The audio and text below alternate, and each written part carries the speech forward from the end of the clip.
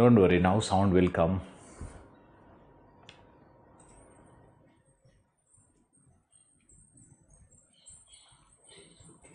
ठीक है ना? Okay, thank you. Good morning Prashant, thank you Archana. Kuldeep, Ved Prakash, क्या हाल है वर्मा जी?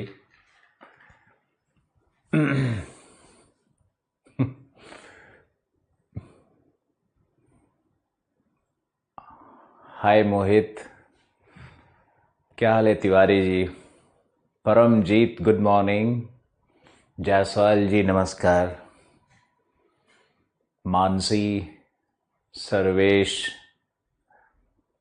हिमांशु, त्रिपाठी जी, भार्गव जी प्रणाम. परमजीत, मुझे लगता है सामने तो कोई है नहीं, तो शैतानियां तो हम कर ही सकते हैं ना. Yasin Khan good morning. Atul Sharma, looking smart sir. Oh thank you. एक चीज बताऊं, जिंदगी में ना झूठा ही सही, कॉम्प्लीमेंट्स दो. और किसी को कॉम्प्लीमेंट दोगे, अच्छे कॉम्प्लीमेंट दोगे, तो उस व्यक्ति के हृदय में आपके लिए प्रेम और खुशी दोनों बन जाता है. तो ये आप जरूर करो, झूठा ही सही. तो आपने मुझे लिखा आप अच्छे लग रहे हो, तो देखो हम खुश हो गए. वैसे ही आपके जो माता पिता हैं उनको भी बोलो कि माँ कितनी सुंदर लग रही हो, पापा आप बहुत अच्छे दिखते हैं. ये हर व्यक्ति को चाहिए. आपकी वाइफ है, आपकी गर्लफ्रेंड है, आपकी फैंसी है, आपका भाई है, आपकी बहन है, आपका हस्बैंड है, कोई भी हो, सबको उठ करके सुबह सुबह कॉम्प्लीमेंट दो. और सबके साथ रोमांटिक रिलेशनशिप होना चाहिए. एक मैंने किताब सोची थी, रोमांसिंग विथ लाइफ. वो किताब लिख नहीं पाया आज तक. देवानंद का बुक का टाइटल आ गया, फिर हम काफ़ी डिस्करेज हो गए. लेकिन आप ये समझो कि ये जो रिलेशनशिप होता है ना, ह्यूमन रिलेशनशिप होता है ना, उसमें हम लोगों को रोमांस का मतलब सिर्फ वो नहीं होता है कि बस लड़का लड़की और वो पार्क और झाड़ी और बारिश में भीगना और गाना गाना. ये रोमांस नहीं है. रोमांसिंग विथ लाइफ का मतलब है कि I M romancing with my books. हम अपने किताबों से भी रोमांस करते हैं. खुश होकर के, एनर्जेटिक होकर के पढ़ना, उससे भी कुछ ग्रहण करना. एक किताब भी आपसे कुछ कहता है और आप भी किताब से कुछ कहते हो. तो ये जो एक इंटरचेंजेबल रिलेशनशिप है, ये जो एक विनिमय होता है इमोशंस का दो के बीच में, वो इमोशंस ऑलवेज हमारे पैशन पे या हमारे सेक्सुअलिटी पे निर्भर नहीं करता है. वो हमारे जेंडर पर निर्भर नहीं करता है. वो निर्भर करता है कि आप किस तरह से भावनाओं का आदान प्रदान कर रहे हो. तो अगर आप बुक्स के साथ रोमांस करोगे, अपने आप, अगर मान लो आपका कोई फ्रेंड ही है, तो फ्रेंड के साथ भी आप एक, जिसको कहते हैं थोड़ा सा शैतानी भी होना चाहिए, थोड़ा सा क्या बोलूँ उसको मैं, कई बार शब्द नहीं मिलते मुझे कहने को. ये जो रिलेशनशिप्स होता है ना, वो सिर्फ और सिर्फ वो जो शब्द है ना रोमांस, उसके सहारे ही चलता है. अपने फादर, अपने मदर, अपने फैमिली, सब जगह ये नियम लागू होता है. तो क्लास में भी हम जब जाते थे, ऑफलाइन क्लास में, तो मुझे ऐसा लगता था जैसे हम किसी फिल्म के हीरो हैं और हमारा ये फिल्म का पूरा सेटअप है और हम अपने उस फिल्म के हम नायक हैं और ये सामने में सारे नायक नायिकाएं बैठी हुई है. अब हम लोगों के बीच में एक इमोशनल चीज़ें स्ट्राइक जब करती हैं तो बहुत अच्छा लगता है और गेन भी होता है, उससे लाभ भी बहुत होता है. जब आप बहुत पैसा कमाओगे, जब आप बहुत आगे बढ़ जाओगे ज़िंदगी में, तब आप समझोगे कि ये रोमांसिंग विथ लाइफ का थ्योरी क्या था आलोक रंजन का. ये आपको ज़िंदगी भर अंदर से खुश रखने का थ्योरी है. और दूसरे से एक्सपेक्ट मत करो. ये यूनिलैटरल फ्लो है, यूनिलैटरल फ्लो ऑफ इमोशन होना चाहिए. दूसरी तरफ से एक्सपेक्ट मत करो. अगर दूसरी तरफ से एक्सपेक्ट करने लगोगे तो फिर तुमको अपने आप पेन होने लगेगा और दर्द उठने लगेगा और शिकायतें होने लगेगी। तो जहाँ पर फिर शिकायत होने लगता है, फिर वहाँ रिलेशनशिप अपने आप खराब होने लगता है। आप इन चीज़ों का ध्यान रखो, युवा हो देश के, और आपके एनर्जेटिक रहने से ही सब कुछ बदलता है। उसमें भी आप पब्लिक सर्वेंट्स हो, आप स्टूडेंट नहीं हो। आपको पता है कि सुप्रीम कोर्ट ने अभी रिसेंट डिसीजन में कहा कि ये स्टूडेंट्स नहीं हैं। एक लड़की बैठ गई जाकर के भूख हड़ताल पे कि हम डेट कैंसिल करेंगे, तो सुप्रीम कोर्ट ने कहा कि आप स्टूडेंट नहीं हो। तो वैसे ही आप लोग जो सामने हो हमारे अभी, ये स्टूडेंट नहीं हो, you are public servant, supreme court कहती है। तो पहले तो ये जो बच्चा और मम्माज बॉय और पापाज बॉय का जो परंपरा है ना, इसे बाहर निकल दो। हर्षित लिख रहा है, but sir study pressure, society pressure. Society का प्रेशर कुछ नहीं होता है, तुम अपने मन में उस प्रेशर को क्रिएट करते हो। जब तुम चीज़ों को इग्नोर करना सीख जाओगे ना, तभी सुख होगा। हम एक चीज़ बताते हैं आपको, आप जिस सोसाइटी से एक सर्टिफिकेट ढूंढ रहे हो ना, कि सोसाइटी मुझे एक सर्टिफिकेट दो कि मैं अच्छा इंसान हूँ, मैं अच्छा बेटा हूँ, मैं अच्छा भाई हूँ, मैं अच्छी बहन हूँ, मैं अच्छा पति हूँ, मैं अच्छा प्रेमी हूँ, मैं सोसाइटी का एक अच्छा अंग हूँ, मैं सोसाइटी के लिए अच्छा। जिस सोसाइटी से और फैमिली से तुम सर्टिफिकेट ढूंढते रहते हो ज़िंदगी भर, वो तुमको कभी सर्टिफिकेट नहीं मिलने वाला है। क्योंकि इंसान का सबसे बड़ा फितरत क्या है कि वो इंसान दूसरे इंसान की छोटी सी कमी को ढूंढते रहता है, और तुम्हारी एक छोटी सी कमी आलोचना का विषय बनेगा, और तुम उस आलोचना से पीड़ित हो जाओगे देखना एक दिन, और दुखी होकर के रहने लगोगे। तो अगर मेरे स्टाइल में जीना है, अगर हमसे कुछ सीखना है, तो सबसे पहले ये सीखो कि लोग तो कुछ कहेंगे ही, तुम कुछ भी करोगे कुछ कहेंगे ही, और कितना भी अच्छा कोशिश करोगे उसमें दोष निकल ही जाता है। कितना भी अच्छा तुम देखते हो कि बेटी की शादी में लोग आयोजन करते हैं, अच्छा भोज करते हैं, लेकिन फिर भी उसमें आकर के लोग क्रिटिसाइज ही करते हैं ना। वो 20 चीज़ खाए, 1000 चीज़ बर्बाद करके निकल गए, बोले गुलाब जामुन के अंदर में ठीक नहीं था, मावा की कमी थी उसमें, खोया नहीं था उसमें बढ़िया। तो ये तो समाज है, परिवार भी यही है। माँ बाप भी बहुत अच्छे होते हैं, लेकिन वो लोग भी कहीं ना कहीं तुम्हारे कुछ ना कुछ कमी को भांपते रहते हैं बचपन से, और उनके उनके अंदर में भी वही फोकल एरिया बना रहता है। प्यार भी बहुत करते हैं, लेकिन आपके उस जो आपका जो पॉइंट है ना, निगेटिव पॉइंट, उसको हाईलाइट करते रहेंगे, उससे भी तुम हर्ट हो सकते हो। तो ऑलवेज बी केयरफुल। तुम्हारा जिंदगी ऐसा होना चाहिए कि किसी को कोई राइट नहीं है कि मुझे कोई हर्ट करे इस दुनिया में। और कोई हर्ट फीलिंग लेकर के जीने वाला जितना लोग है ना, सब अंदर ही अंदर डिप्रेस है, अंदर ही अंदर दुखी है। मेरे से जुड़े हो तो ये बात जरूर याद रखो, मैंने सीखा है जीवन में, और मुझे कहीं से कोई सर्टिफिकेट नहीं मिला कि I am a good man, I am a good son, I am a good whatever. कहीं से सर्टिफिकेट नहीं मिला। तो अब हम सर्टिफिकेट की तलाश ही नहीं करते हैं। चलो आज कहानी यहीं बंद करते हैं। यही सब कुछ बातें होती है जो हम क्लास में बताते हैं अपने स्टूडेंट्स को, तो लोग लिखते हैं फेसबुक पे कि ये तो क्लास में बकवास करता है। अब ऐसे गधे लोग आ ही जाते हैं, तो हम क्या करें, जिनका कोई मेंटल लेवल है ही नहीं, और उनको तो लगता है कि बस कैसे हम आईएएस बन जाएं, जबकि उनको कभी आईएएस नहीं बनना है। इस तरह के जो उत्तेजित और जो घृणा और आलोचना से भरे हुए लोग हैं, उनको वैसे भी जिंदगी में कुछ नहीं करना है। खैर, इसको बंद किया जाए और आगे बढ़ा जाए। Feeling sharing with an object is called romance. Alok sir, वाह।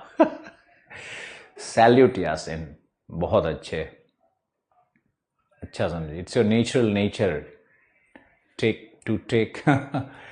विशाल, हर्षित, सुरजीत, क्या हाल है ठाकुर साहब। चलो, आज ओशनोग्राफी में हम लोग चलते हैं, और ओशनोग्राफी का आज का हमारा विषय होगा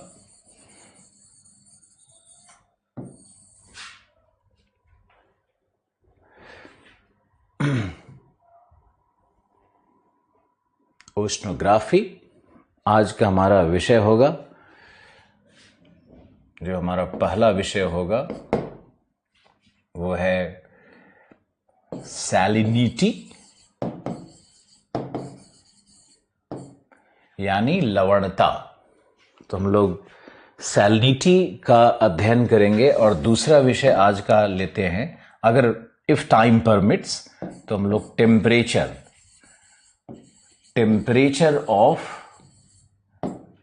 of sea water, ocean water के, महासागरीय जल के दो भौतिक गुणों का अध्ययन करेंगे। और ये दो भौतिक गुण क्या होंगे? ये होगा सैलिनिटी और टेम्परेचर।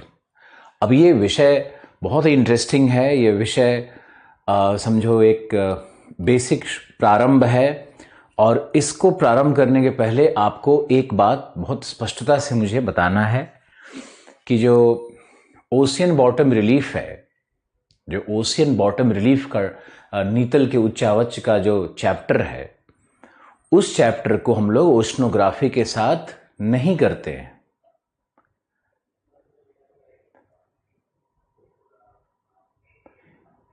हाँ वही विशाल, मैं उसी बात को कह रहा हूं कि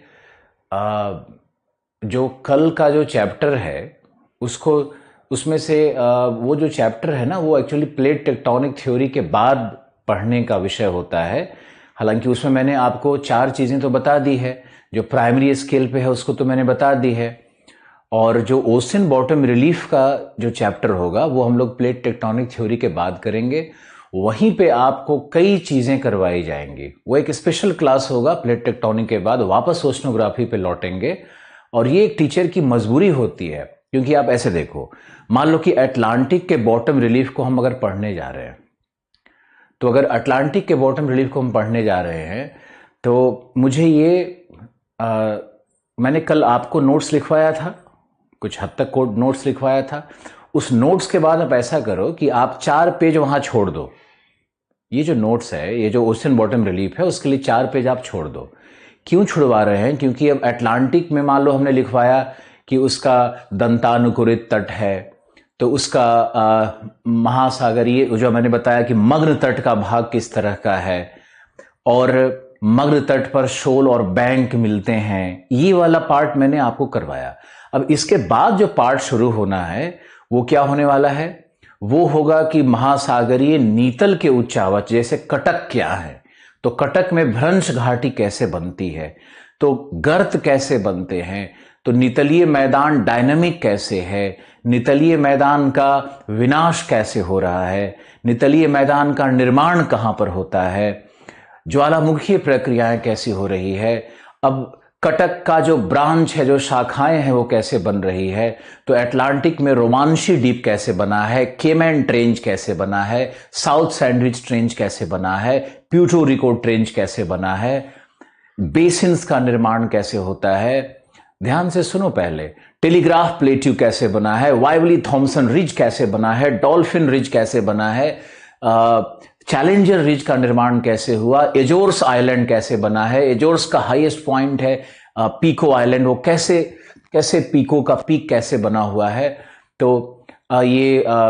बोवेट आइलैंड जो है, जो साउदर्न मोस्ट पार्ट है मिड अटलांटिक रीज का, वो बोवेट आइलैंड कैसे बना हुआ है। तो ये जो पूरा डिस्क्रिप्शन होता है ना, ये तभी संभव है जब आप सी फ्लोर स्प्रेडिंग, सागर नीतल प्रसरण, इस थ्योरी को पढ़ोगे, बोवेन्स रिएक्शन सीरीज, बोवेन की प्रतिक्रिया श्रृंखला पढ़ोगे, जब आप ज्वालामुखीय प्रक्रिया को समझोगे, जब आप प्लेट टेक्टोनिक्स को समझोगे, जब आप महासागर के फ्लोर के निर्माण की प्रक्रिया को समझोगे, तो यहां पर टीचर की मजबूरी होती है, मेरी स्पेशली मजबूरी होती है कि आपको हम कोई कथा लिखवाने से क्या फायदा है, नोट्स लिखवाने से क्या फायदा है।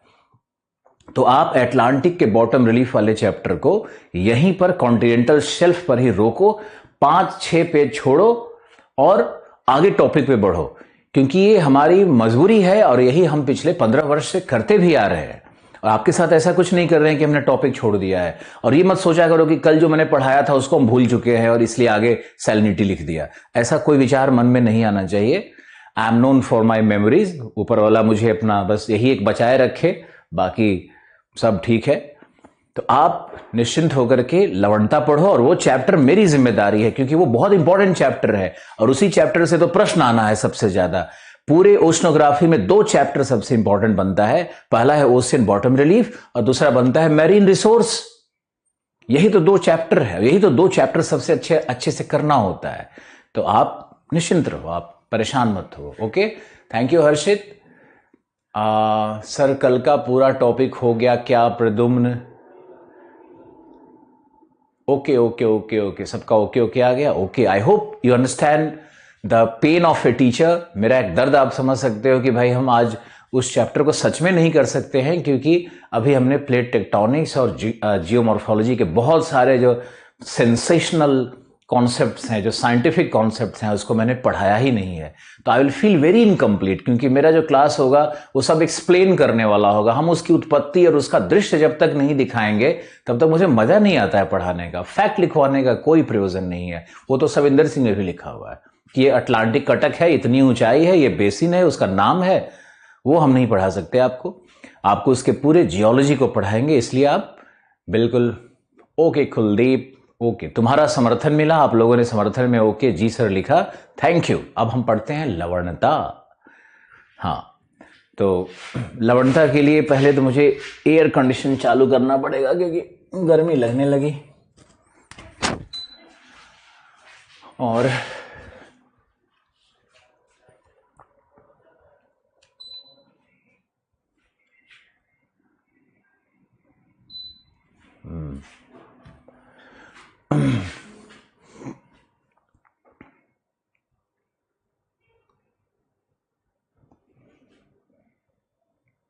Thank you Mansi, thank you Ved Prakash, Sarvesh, okay,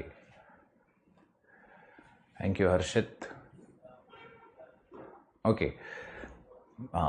आप लोग मेरे इस बात को समझ गए, बहुत अच्छी बात है। और एक एसएमएस लिख दोगे मुझे, ऐसे ही चैट करते हुए लिख दोगे, जियोमॉर्फोलॉजी में जैसे ही प्लेट टेक्टोनिक विषय खत्म हो आप तुरंत लिख दो, सर ओशियन बॉटम रिलीफ रह गया था, बस एक क्लास उसके ऊपर फिर से। ओके, तो हम लोग चलते हैं सैलिनिटी के ऊपर में, और लवणता के विषय में आपको जानना है। तो ये सैलिनिटी को कैसे पढ़ेंगे? सबसे पहले तो हम पढ़ेंगे उसकी परिभाषा क्या है, डेफिनीशन क्या है, उसकी डेफिनीशन क्या है। तो डेफिनीशन क्या है ये सबसे पहले हम पढ़ेंगे। दूसरा पढ़ेंगे कि उसका सिग्निफिकेंस क्या है, सिग्निफिकेंस क्या है। तीसरा पढ़ेंगे कि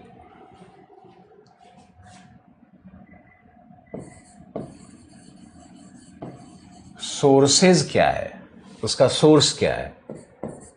चौथा पढ़ेंगे कि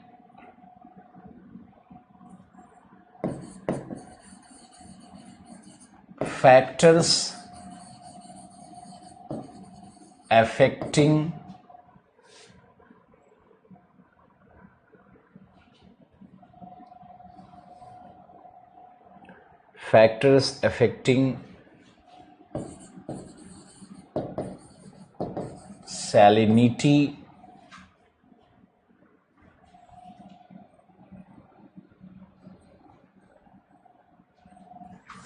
salinity distribution।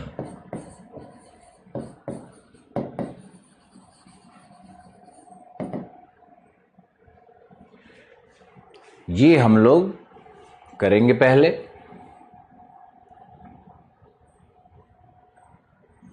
आप इस चार्ट को बनाओ।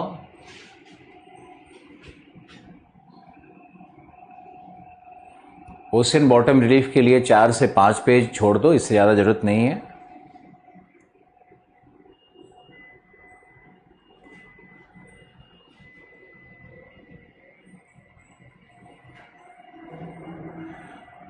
ये जो लिस्ट है इसको आप बनाओ। Definition, significance, sources. सोर्सेज क्या? Sources of salinity. परिभाषा, महत्व, सॉल्ट की उत्पत्ति। सोर्सेज की जगह आप ये भी लिख सकते हो origin of salts, origin of salts भी आप लिख सकते हो कि salts की उत्पत्ति कैसे हुई। फिर फैक्टर्स अफेक्टिंग सैलिनिटी और फैक्टर्स अफेक्टिंग सैलिनिटी डिस्ट्रीब्यूशन, ये पूरा एक हो गया।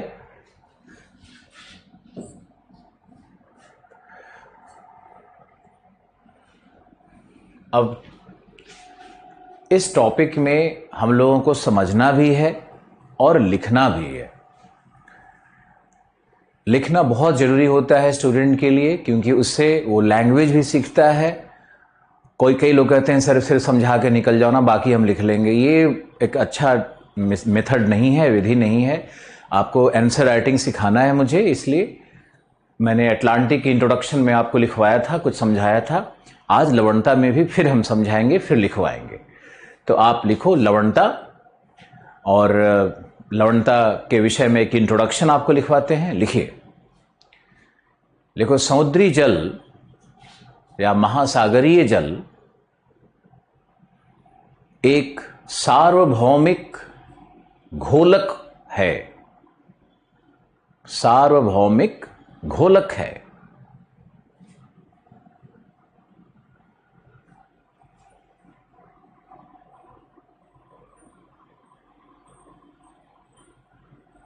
सार्वभौमिक घोलक है। ये मेरा स्टेटमेंट नहीं है, ये ग्रांट ग्रॉस का स्टेटमेंट है, यहीं से शुरुआत करना है। उन्होंने लिखा है कि sea water is an universal solvent. बड़ा सुंदर सा लाइन है। ओशियन में अगर सैटेलाइट भी गिर जाए ना, टाइटैनिक जहाज भी अगर गिर जाए, तो ओशियन उसको धीरे धीरे घोल करके खत्म कर देती है, समय जितना लगे, लेकिन वो यूनिवर्सल सॉल्वेंट है। लिखो समुद्र जल नहीं, महासागर, समुद्र जल नहीं, समुद्र में जल की मात्रा, समुद्र में जल की मात्रा 95 से 96% होती है। 95 से विलायक, सुरजीत बता रहा है मुझे कि विलायक होता है, घोलक की जगह विलायक लिखो। सच तो यही है कि हिंदी मुझे आप लोगों ने ही सिखाई है और बहुत सुंदर शब्द दिया, विलायक। महासागरीय जल एक सार्वभौमिक विलायक है। फिर लिखो महासागर में 95 से 96% जल होता है, जबकि 4 से 5% उसमें लवण घुले हुए होते हैं। घुले हुए होते हैं, लवण घुले हुए होते हैं।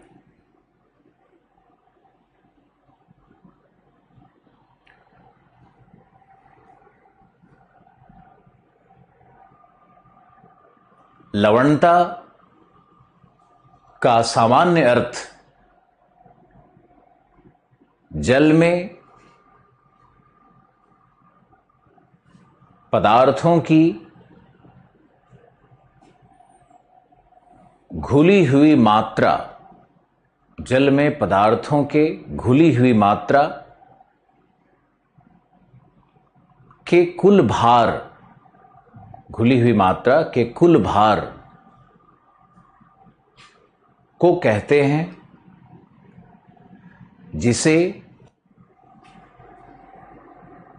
जिसे भाग प्रति हजार, यह है हमारा भाग प्रति हजार। यहां पे एक शून्य और लगाना पड़ेगा, भाग प्रति हजार, जिसे हम भाग प्रति हजार, अगर हम सिर्फ ये करते हैं तो ये तो प्रतिशत हो गया ना, ये तो प्रतिशत है, ये है भाग प्रति हजार, यहां 2 शून्य लगा। अथवा ग्राम प्रति केजी, ग्राम प्रति केजी।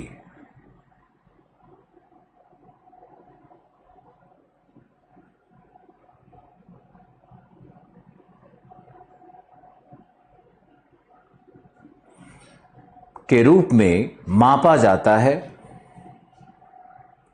के रूप में मापा जाता है।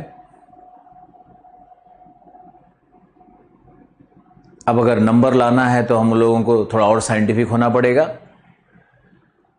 लिखो, इंटरनेशनल कमीशन, अंतर्राष्ट्रीय आयोग, अंतर्राष्ट्रीय आयोग 1902 के अनुसार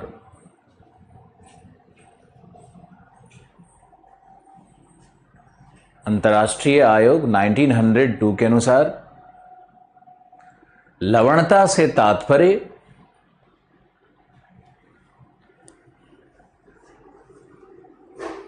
लवणता से तात्पर्य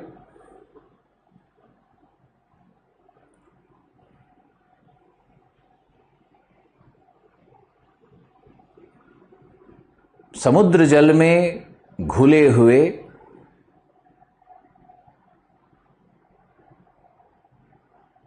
पदार्थों की कुल मात्रा के भार से है,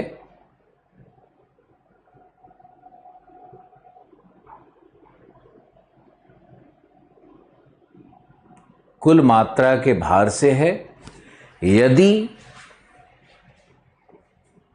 यदि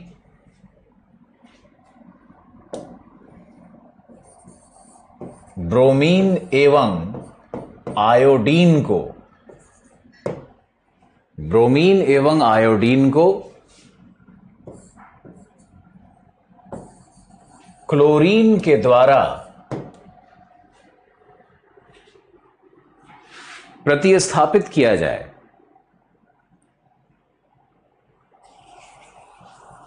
क्लोरीन के द्वारा प्रतिस्थापित किया जाए,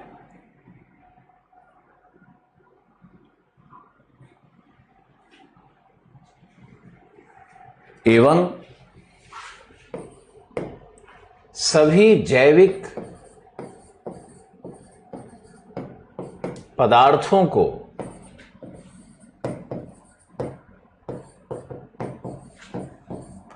ऑक्सीडाइज किया जाए,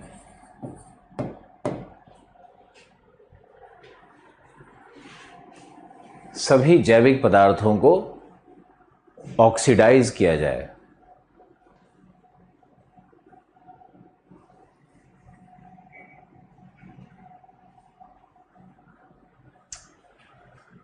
सभी जैविक पदार्थों को ऑक्सीडाइज किया जाए तथा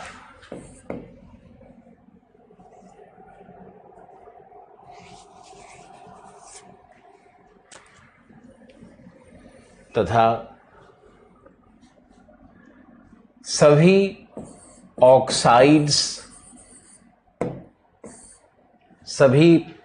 ऑक्साइड्स को क्लोराइड्स के समतुल्य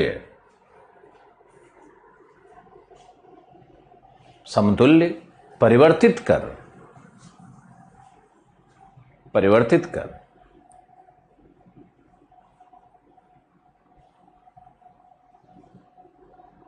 मापा जाए।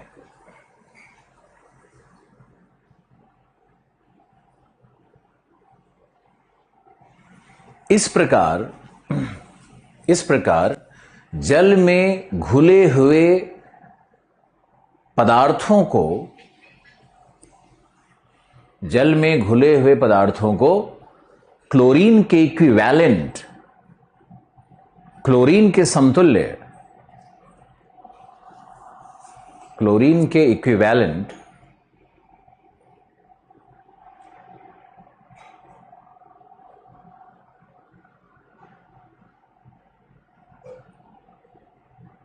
मेजर करते हुए, मेजर मतलब मापते हुए,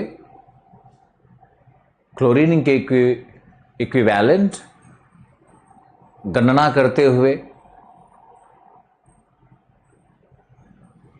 उसे एक नियतांक या स्थिरांक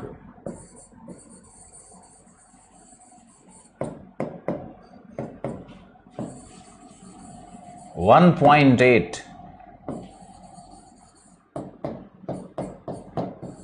या 1.8 से मल्टीप्लाई किया जाए, 1.8 से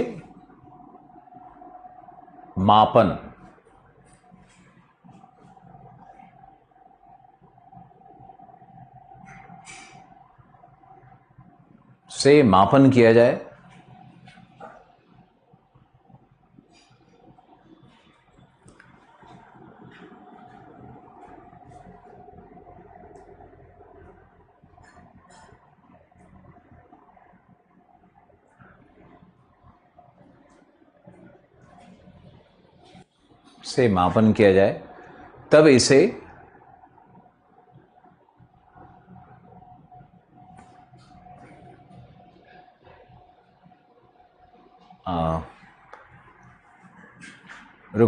फिर से आते हैं कि क्लोरीन के इक्विवेलेंट मापन किया जाए तथा इसे एक स्थिरांक या नियतांक 1.8 से गुणा किया जाए तब लवणता का मान प्राप्त होता है।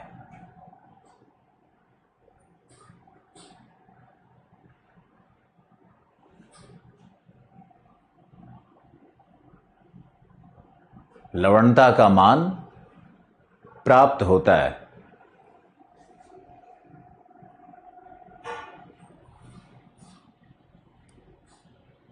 ओके, यानी लवणता को मापने का जो अंतर्राष्ट्रीय पैमाना है उसको हम लोग सीखने की कोशिश कर रहे हैं, और ये बहुत इंपॉर्टेंट डेफिनेशन है। इसमें लिखता है कि ब्रोमीन और आयोडीन को हम लोग क्लोरीन के इक्विवेलेंट बना लें, क्योंकि जल में ब्रोमीन भी घुला हुआ है, आयोडीन भी घुला हुआ है, तो ये जो घुले हुए पदार्थ हैं उसको भी क्लोरीन के इक्विवेलेंट बनाया जाता है, उसका मापन किया जाता है। और ये केमिकल मेथड है, इसमें हम लोगों को नहीं जाना है। जैविक पदार्थ है उसको ऑक्सीडाइज कर दो, ऑक्सीकरण कर दो उसका, और जो ऑक्साइड्स हैं उसको क्लोराइड्स के इक्विवेलेंट में बना दो। तो इसका मतलब ये हो रहा है कि जल में जो भी ठोस पदार्थ अंदर घुला हुआ है, जैविक है अजैविक है, सबको फाइनली या तो ऑक्सीडाइज करके हटा दो या फिर उसको क्लोरीन के इक्विवेलेंट में ले आओ। तो क्लोरीन के इक्विवेलेंट में लाने के बाद जो क्लोरीन का भार होगा, वेट, मान लो कि 20 ग्राम क्लोरीन निकला, तो ये रहा हमारा 20 ग्राम क्लोरीन, और उसमें 1.8 से हम गुना करेंगे तब ये बनता है 36। तो ये 36 पार्ट्स पर 1000 भाग प्रति हजार हमारी लवणता होगी। यानी अगर लवणता का मेजरमेंट करना है तो पहले लेबोरेटरी में 1 किलो समुद्र का जल ले जाना होगा और उसमें देखना होगा कि उसमें क्लोरीन की कितनी मात्रा है, और क्लोरीन की मात्रा के बाद अगर आपको मिल रहा है उसमें जैसे मान लो सोडियम क्लोराइड ही मोस्टली रहता है, लेकिन उसके बाद अगर मान लो आपको मिलता है आयोडीन, ब्रोमीन या कुछ जैविक पदार्थ घुले हुए हैं, कुछ अन्य ऑक्साइड्स घुले हुए हैं, हाइड्रोक्साइड्स घुले हुए हैं, एल्यूमिनियम हाइड्रोक्साइड है, आयरन ऑक्साइड्स है, ये सब जो घुला हुआ है उसको भी कहीं ना कहीं एक मेथड के द्वारा, विधि के द्वारा क्लोरीन के इक्विवेलेंट उसको मापा जाता है, और क्लोरीन की जो कुल मात्रा होगी उसमें 1.8 से मल्टीप्लाई करेंगे तब लवणता का मान प्राप्त होगा। ये अंतर्राष्ट्रीय मेथड यही है। अब लिखो लवणता के मापन की विधियां। लवणता के मापन की विधियां क्या है?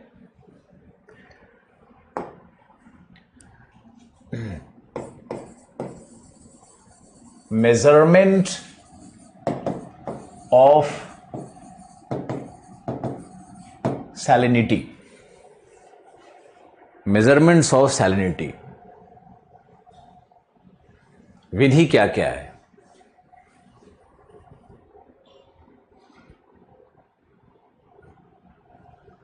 लवणता को मापने की विधियां क्या है?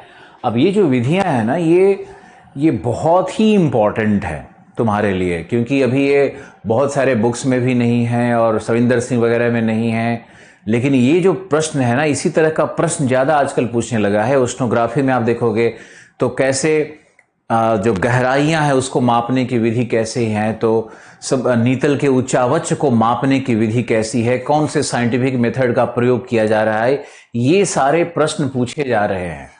अब इससे ज्योग्राफी की दिशा निर्धारित हो रही है। यही समस्या पीटी में बच्चों को आ रही है कि पीटी में लोग इस तरह का प्रश्न अगर पूछ दे कि समुद्र के मापन की क्या विधि है, तो लोग क्या करते हैं, उसको कहते हैं साइंस एंड टेक्नोलॉजी से प्रश्न आ गया, ज्योग्राफी से नहीं आया। तो लोग कह रहे हैं कि ज्योग्राफी से 10-12 क्वेश्चन आने लगा है, और ज्योग्राफी से आज भी पीटी में 35 प्रश्न है। अगर हम इन्वायरमेंट और एग्रीकल्चर और जो ज्योग्राफी के सब चीज़ों को अगर देखेंगे तो 35 प्रश्न आज भी है, और उत्तर प्रदेश में तो 50 के आसपास प्रश्न आया हुआ है यूपी पीसीएस में। और बिहार में भी इन्वायरमेंट और ये सब मिलाकर के 20-25 प्रश्न रहता ही रहता है। तो ये बहुत इंपॉर्टेंट है ये ज्योग्राफी। मध्य प्रदेश के सिलेबस में आप देखोगे जीएस वाले में, राजस्थान में पहले नहीं डाला, बाद में भर दिया ज्योग्राफी से। तो ये देखो कि वहाँ के भी जीएस पेपर्स में कितना बड़ा रोल दिया गया है, साइन दिया गया है ज्योग्राफी को। तो आप मेजरमेंट ऑफ सैलिनिटी करते हैं। इसमें सबसे पहला मेथड है टाइट्रेशन मेथड।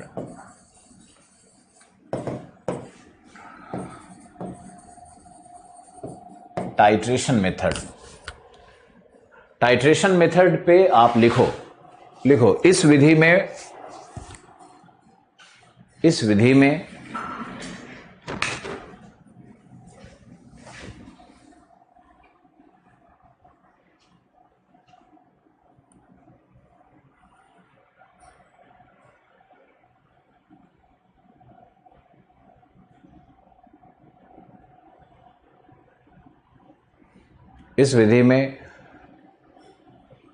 सिल्वर नाइट्रेट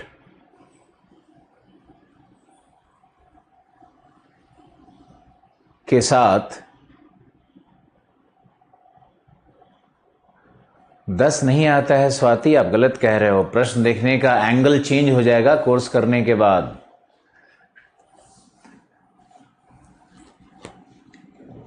10 तो फिजिकल से और मैपिंग से आता है, बाकी प्रश्न आप कोर्स करो फिर आपको समझ में आएगा।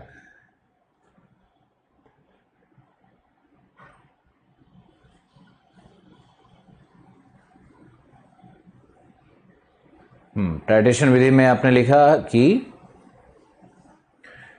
इस विधि में सिल्वर नाइट्रेट के साथ समुद्री जल का रासायनिक प्रतिक्रिया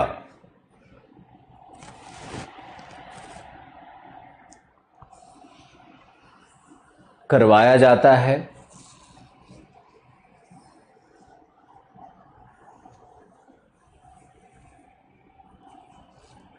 जिसके पश्चात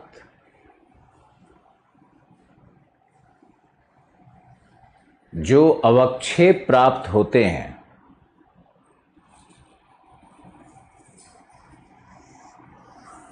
जो अवक्षेप यानी प्रिसिपिटेट्स, जो प्रिसिपिटेट्स प्राप्त होते हैं,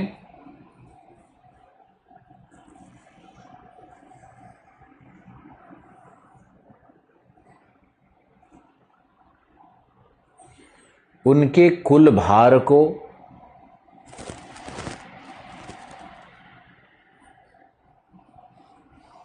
ग्राम प्रति हजार के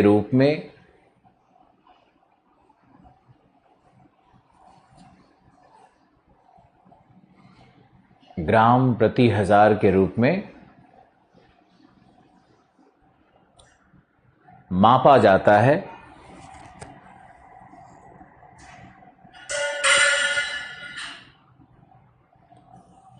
ग्राम प्रति हजार के रूप में मापा जाता है।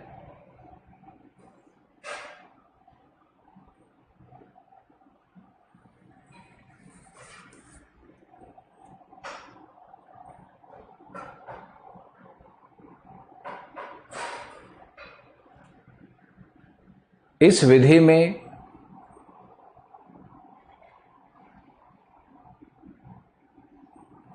में सिल्वर नाइट्रेट की जगह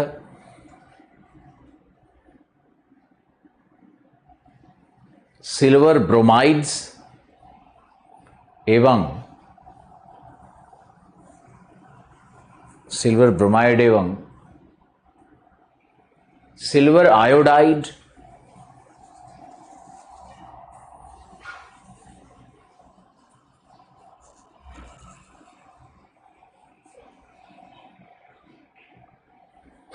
सिल्वर आयोडाइड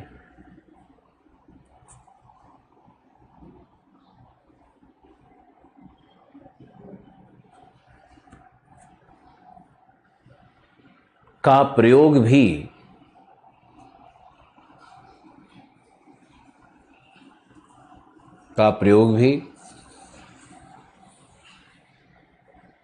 किया जाता है।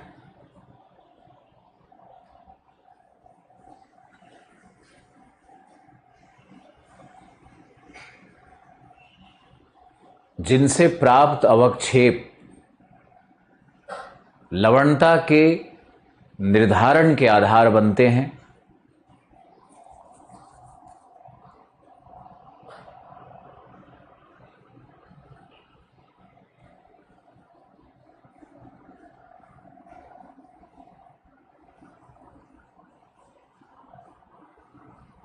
लवणता के निर्धारण के आधार बनते हैं।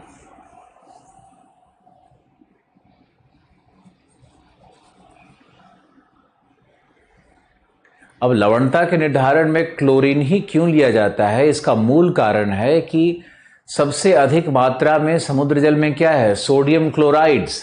तो जो सबसे डोमिनेंट होता है उसी के आधार पे लवणता बनाया जाएगा। अगर मान लो हम मैग्नीशियम ले लेते हैं या कोई और सॉल्ट ले लेते हैं तो वो तो इतना मिनिस्क्यूल है, इतना कम है कि उसको आधार क्यों बनाया जाएगा? कहीं भी हम कोई आधार बनाते हैं जो सबसे डोमिनेंट स्पीसीज होता है उसी को बनाते हैं ना। मान लो कि हम कहते हैं कि इस अभयारण्य में टाइगर रिजर्व है, ये तो टाइगर के अलावा वहां कई जंतु रहते हैं, लेकिन हम लोग रिजर्व किसका बनाते हैं? टाइगर रिजर्व होता है। इसी तरह से है कि सोडियम, हम लोग क्लोरीन को क्यों ले रहे हैं? क्योंकि क्लोरीन सबसे डोमिनेंट सॉल्ट है। ओके, प्रश्न था पुष्पेंद्र का, मैंने उसका उत्तर दिया। ओके, अब आप लिखो दूसरी विधि है तापीय सुचालकता विधि। दूसरा विधि है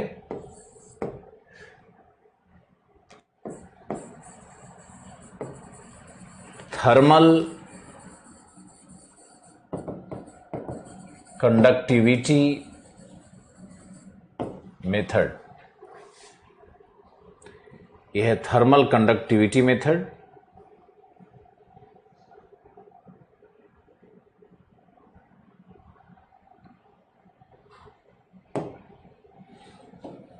इसी में लिख देते हैं थर्मल कंडक्टिविटी मेथड। लिखो, इस विधि में विद्युत तरंगों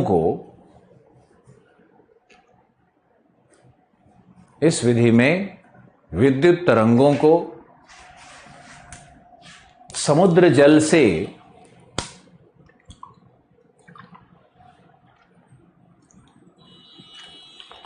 प्रवाहित किया जाता है।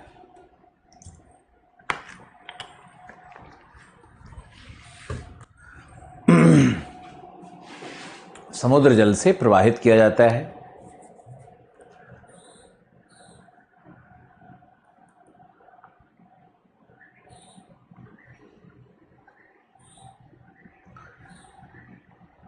तरंगों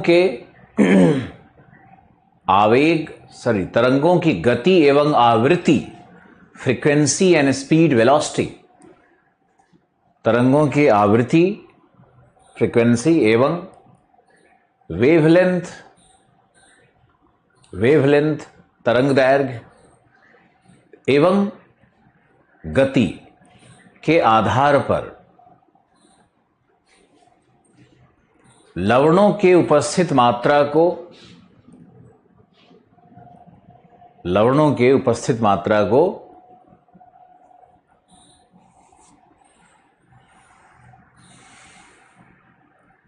निर्धारित किया जाता है, उपस्थित मात्रा को निर्धारित किया जाता है।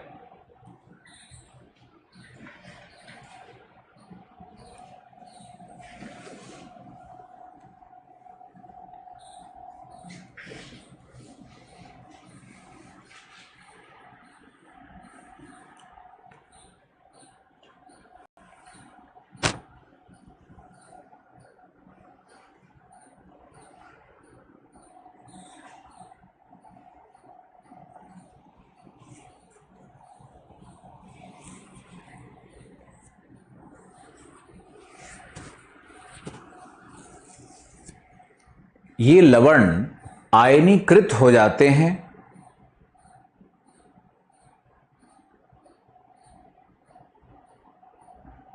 तथा इनमें विद्युत सुचालकता होती है। इनमें विद्युत सुचालकता होती है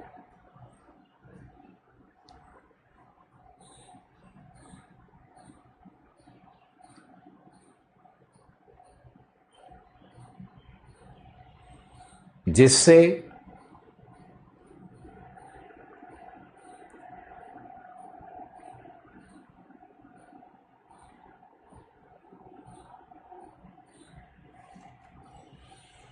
इनमें विद्युत सुचालकता होती है जिससे जल के घनत्व को भी निर्धारित किया जा सकता है।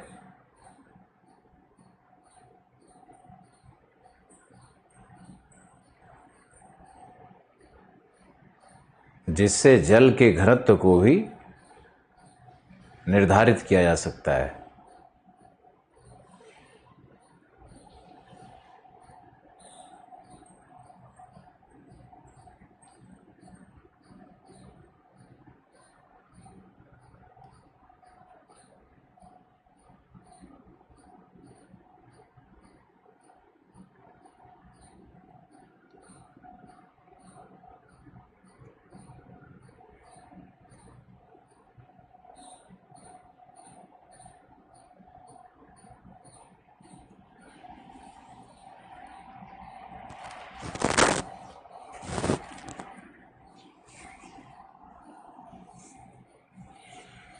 तो ये दो विधियां हैं, दो विधियों पे आपको तैयार करना है, टाइट्रेशन विधि और थर्मल कंडक्टिविटी।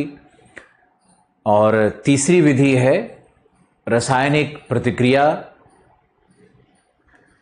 से जो अवक्षेप मिलता है उसी में एक टाइट्रेशन है। तो एक और भी कई विधियां होती है लेकिन उसमें जाना नहीं है।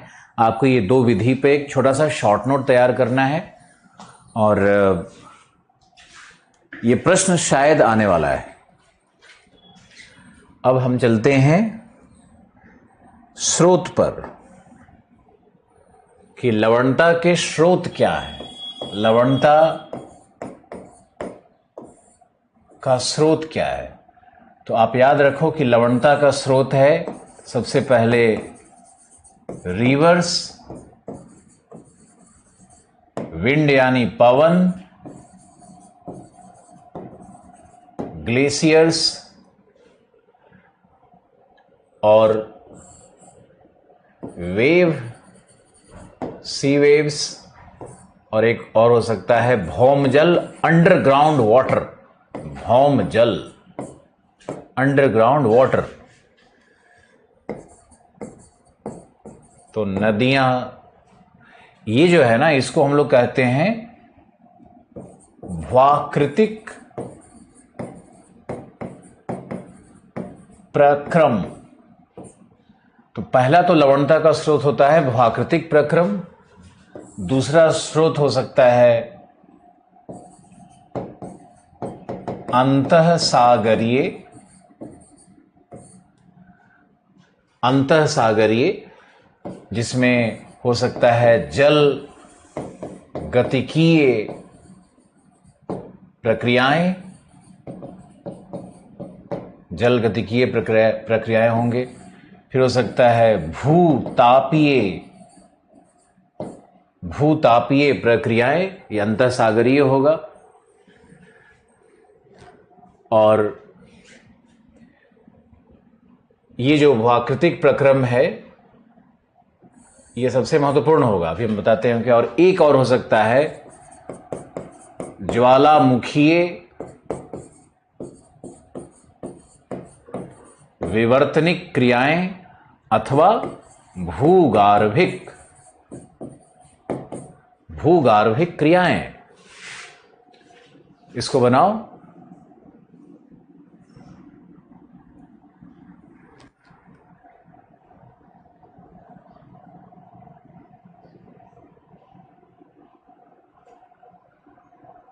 Thank you Yasin. जितनी लवणता अधिक होगी उतनी विद्युत सुचालकता अधिक होगी। जो दूसरा मेथड था उसमें आप उसको लिख भी सकते हो।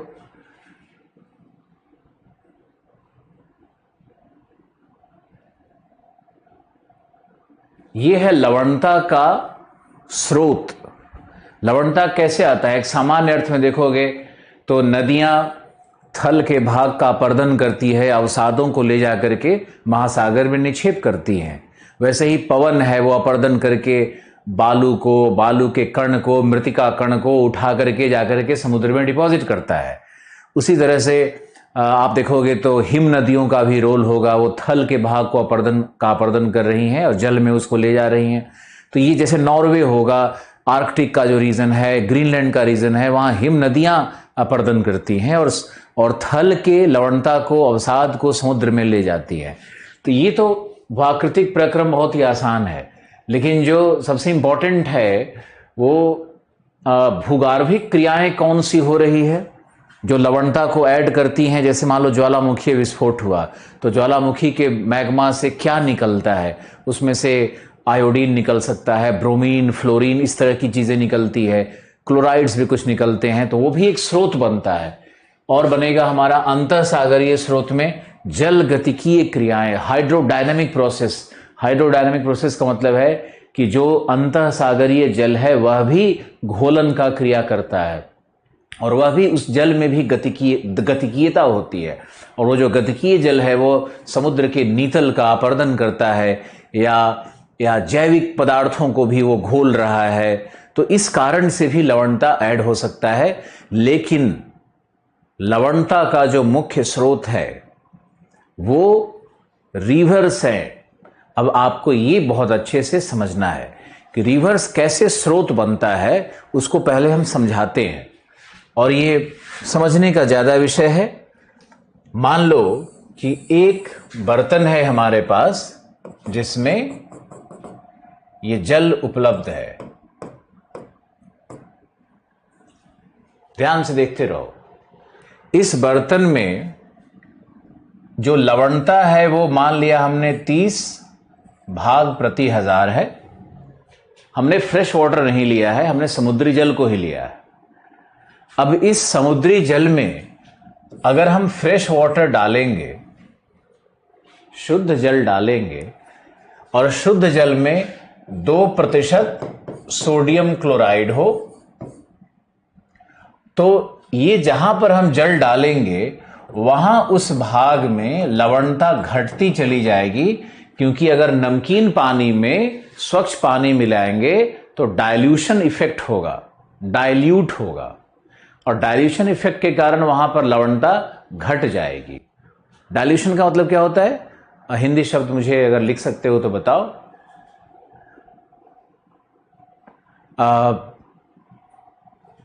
आप इसको हिंदी शब्द क्या होगा डाइल्यूशन का? विसरण या पता नहीं क्या होता है। तो हम ये डाइल्यूट करते हैं जहां पर, वहां पे लवणता घट जाएगी और यहां पे लवणता की मात्रा आपको मिलेगी 20 पार्ट पर 1000, ऐसा हो जाएगा। यानी जहां भी नदीय जल महासागर में प्रवेश कर रहा है वहां लवणता घटी हुई मिलेगी, कम मात्रा में मिलेगी। नदियों के मुहाने पर लवणता की मात्रा घट जाती है क्योंकि नदीय जल स्वच्छ जल होता है। नदीय जल में सिर्फ 2% सोडियम क्लोराइड की मात्रा होती है। हाँ, तनुता। थैंक यू अर्चना। तनुता होता है हिंदी। डाइल्यूशन इफेक्ट मतलब तनुता प्रभाव। तो ये आप इसको फिर से समझो कि जहां भी नदियों का प्रवेश हो रहा है महासागर में, वहां पर लवणता की मात्रा कम प्राप्त होगी, अधिक नहीं होगी, वहां पे कम प्राप्त होगी, क्योंकि जो नदी का जल है, जो हिम जल है, जो भौम जल है, ये सारा जल क्या है? ये शुद्ध जल है। इसमें सिर्फ 2% सोडियम क्लोराइड होता है, बाकी 98% जो है ना वो स्वच्छ जल की तरह है। एक चीज और आपको बताना है कि इसमें नदी जल में 60% कैल्शियम होता है। कैल्शियम 60% होता है जो नदी का जल है उसमें। लेकिन ये जो 60% यहां पे आएगा, उसको समुद्री जीवों के द्वारा, ये जो समुद्री जीव हैं, ये समुद्री जीव उस पूरे कैल्शियम का अवशोषण कर लेते हैं अपने काया के निर्माण के लिए, अपने शेल के निर्माण के लिए। जैसे कॉन्क या जैसे जो शंख होता है या घोंघा होता है या जो कोरल होता है, प्रवाल होता है, ये सब कैल्शियम को कंज्यूम करता है। तो सारा कैल्शियम जो नदी से आया वो तो कंज्यूम हो जाता है, तो कैल्शियम की मात्रा तो समुद्र जल में रहती ही नहीं है, और सोडियम की जो 2% मात्रा है वो मात्र रहेगी। अब आपको जो मूल समझना है वो अब देखो ध्यान से कि हमने क्या कहा, नदियों के मुहाने पर लवणता घटती है क्योंकि नदी का जल स्वच्छ जल होता है और उसमें सोडियम क्लोराइड की मात्रा सिर्फ 2% होती है। कैल्शियम 60% होता है, लेकिन कैल्शियम का कंजम्पशन वहां के समुद्री जीव कर जाते हैं, तो सिर्फ 2% सोडियम क्लोराइड को एक नदी ऐड कर रही है समुद्र के अंदर में। और जहां नदी का जल जाएगा वहां पे तनुता प्रभाव से, डाइल्यूशन इफेक्ट से वहां पे लवणता घट जाती है, क्योंकि हम ज्यादा लवणीय जल में अगर कम लवणीय जल डालेंगे तो वहां पर तनुता प्रभाव होगा ही होगा और लवणता वहां घटेगी ही घटेगी। लेकिन एक बहुत इंटरेस्टिंग फैक्ट है कि जो समुद्र में लवणता आज प्राप्त होती है वह नदियों के निक्षेप से ही बनी है, और दीर्घकालिक प्रक्रिया में नदियां समुद्र में लवणता को बढ़ा रही हैं। नदियां अपने मुहाने पर लवणता को कम करती हैं, लेकिन महासागर की लवणता को नदियां दीर्घकालिक प्रक्रिया में निरंतर बढ़ाती जा रही हैं। इसका देखो क्या एक्सप्लेनेशन है कि नदी में जो 2% जो सोडियम क्लोराइड आया, ये जो 2% सोडियम क्लोराइड आता है, ये तो नदी में ही निक्षेपित होकर रह गया, क्योंकि वाष्पीकरण के द्वारा जो जल ऊपर की ओर उठा, ये तो शुद्ध जल है। सोडियम क्लोराइड कहां रह गया? सागर के नीचे, सागर के अंदर।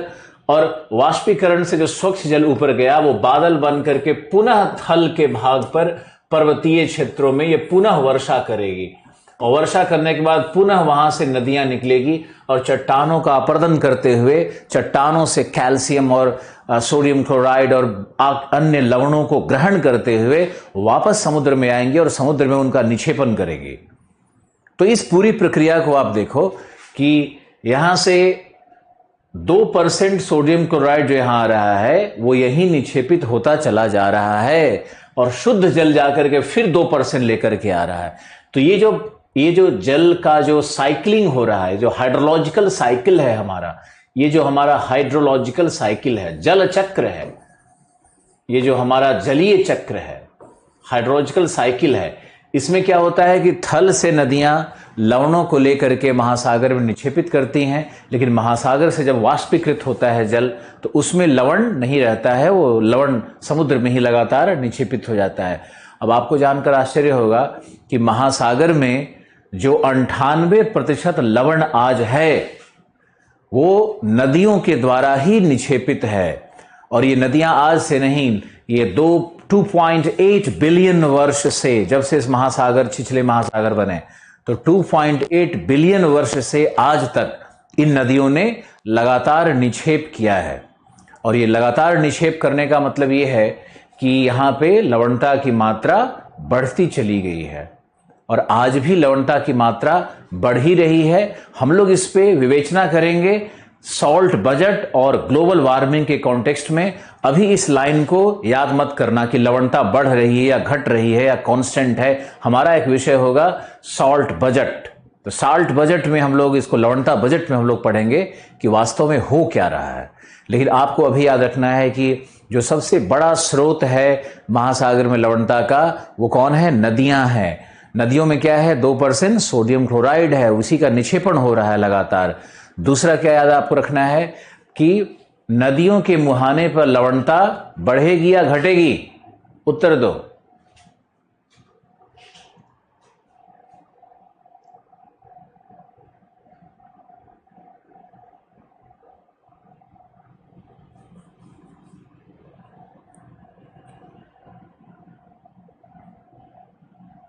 बताओ, नदियों के मुहाने पर लवणता बढ़ेगी या घटेगी?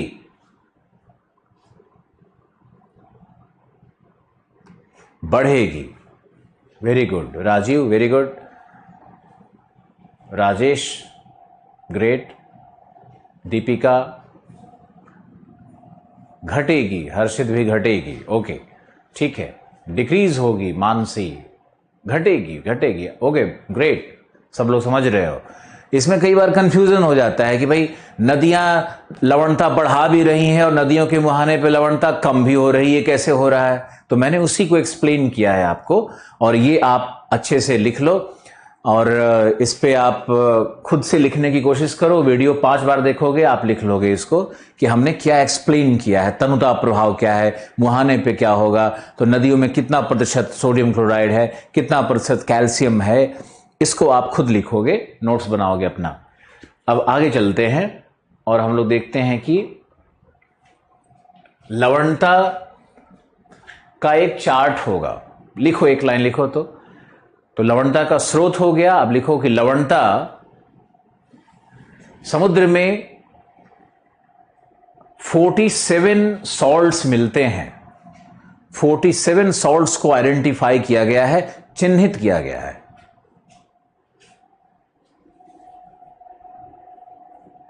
47 सॉल्ट्स मिलते हैं। सैंतालीस लवणों को चिन्हित किया गया है।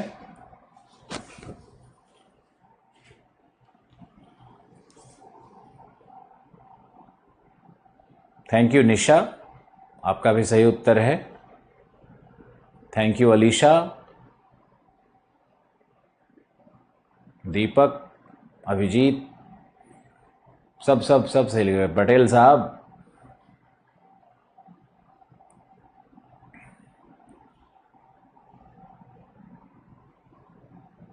ओके। 47 लवण है जिसमें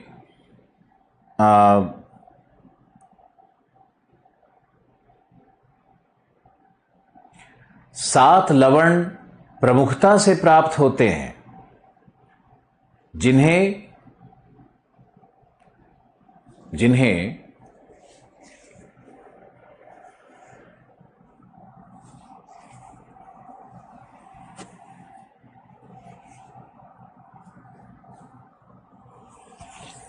मेजर सॉल्ट कहा जाता है।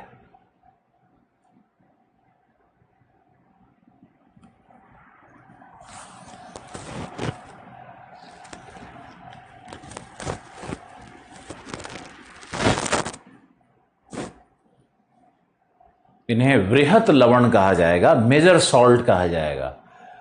अब ये 7 लवण कौन से हैं ये मुझे नहीं बताना, ये तो एनसीईआरटी में भी दिया हुआ है, एक चार्ट बना हुआ है। सबसे पहले लिखा रहेगा सोडियम क्लोराइड 78% के आसपास। तो ये लिस्ट आप खुद देखो, एनसीईआरटी में पढ़ लो, हमारा टाइम इसमें खराब होगा फालतू का। इसमें मैग्नीशियम सल्फेट और कैल्शियम सल्फेट और पोटेशियम सल्फेट, ये जो 3 है ना, इसको भी, फिर मैग्नीशियम क्लोराइड, ये सब जो है, इनको कम से कम 4-5 को तो जरूर याद रखना चाहिए कि आप इस लिस्ट में 4-5 लवण को जरूर याद रखो और अनुक्रम में याद रखो, पीटी में पूछ सकता है। सोडियम क्लोराइड ऑब्वियसली सबसे अधिक है। ओके, अब आपको एक डिस्कशन पॉइंट पे ले चलते हैं जहां कई उदाहरण हो गए तुम्हारे साथ, और ये बिल्कुल कोर ट्रेडिशनल सब्जेक्ट है लवणता के अंदर में कि भाई लवणता को प्रभावित करने वाले कौन कौन से कारक हैं। तो लवणता को प्रभावित करने वाले कारक में सबसे पहला होगा सौर्य विकिरण से संबंधित, तो सौर विकिरण से संबंधित होगा सबसे पहला सूर्य के किरणों की कोणीय दशा, angle of the sun rays, सूर्य के किरणों की कोणीय दशा। दूसरा होगा तिर्यकता, obliquity of the sun rays, कितना ऑब्लिक है सन रेज। और तीसरा होता है angle of incidence. Angle of incidence क्या है? ये 3 फैक्टर्स हैं जिसको देखना है। Angle of the sun rays, एक एग्जाम्पल से हम आपको एक्सप्लेन करते हैं। यहां देखो, यह है हमारा नॉर्थ पोल, यह है हमारा साउथ पोल, यह है हमारा 0 डिग्री इक्वेटर। हमने अर्थ को उल्टा कर दिया, तुम्हारे लिए अर्थ को उल्टा कर दिया, सूर्य को यहां रखेंगे। यह है हमारा सन, यह हमारा सूर्य है।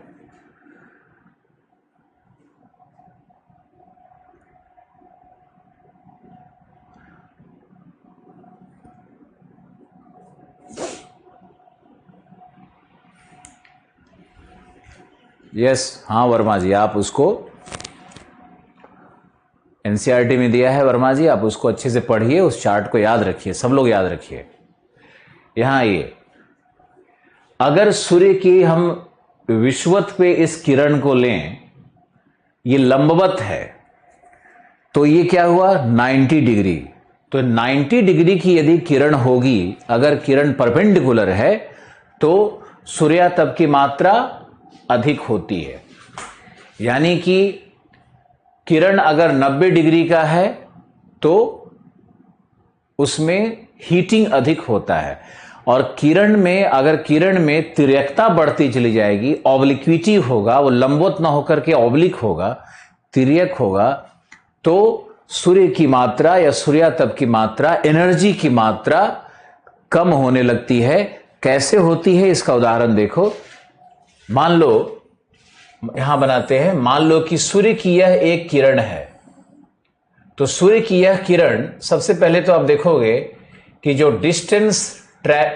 डिस्टेंस इसने ट्रैवल किया है, वो अगर यहां पर हम लें, अगर इस किरण के डिस्टेंस को हम लें, तो ये x डिस्टेंस को अगर ट्रैवल की है, तो अगर हम तिर्यक किरण को लेंगे तो यह किरण x + 1 डिस्टेंस को ट्रैवल कर रही है। प्लीज इसको समझो। जो लंबवत किरण है उसका जो ट्रैवल डिस्टेंस है, दूरी तय दूरी है, वो कम है, लेकिन जो तिर्यक किरण है उसकी तय दूरी क्या है, बहुत ज्यादा है। तो जब डिस्टेंस ज्यादा ट्रैवल किरण करेगी तो उसमें उसके एनर्जी का डिसिपेशन होगा, उसमें ऊर्जा का क्षय होगा और ऊर्जा का ह्रास होगा, तो हीटिंग अपने आप कम होने लगता है। तो यहां पर हीटिंग कम होगा।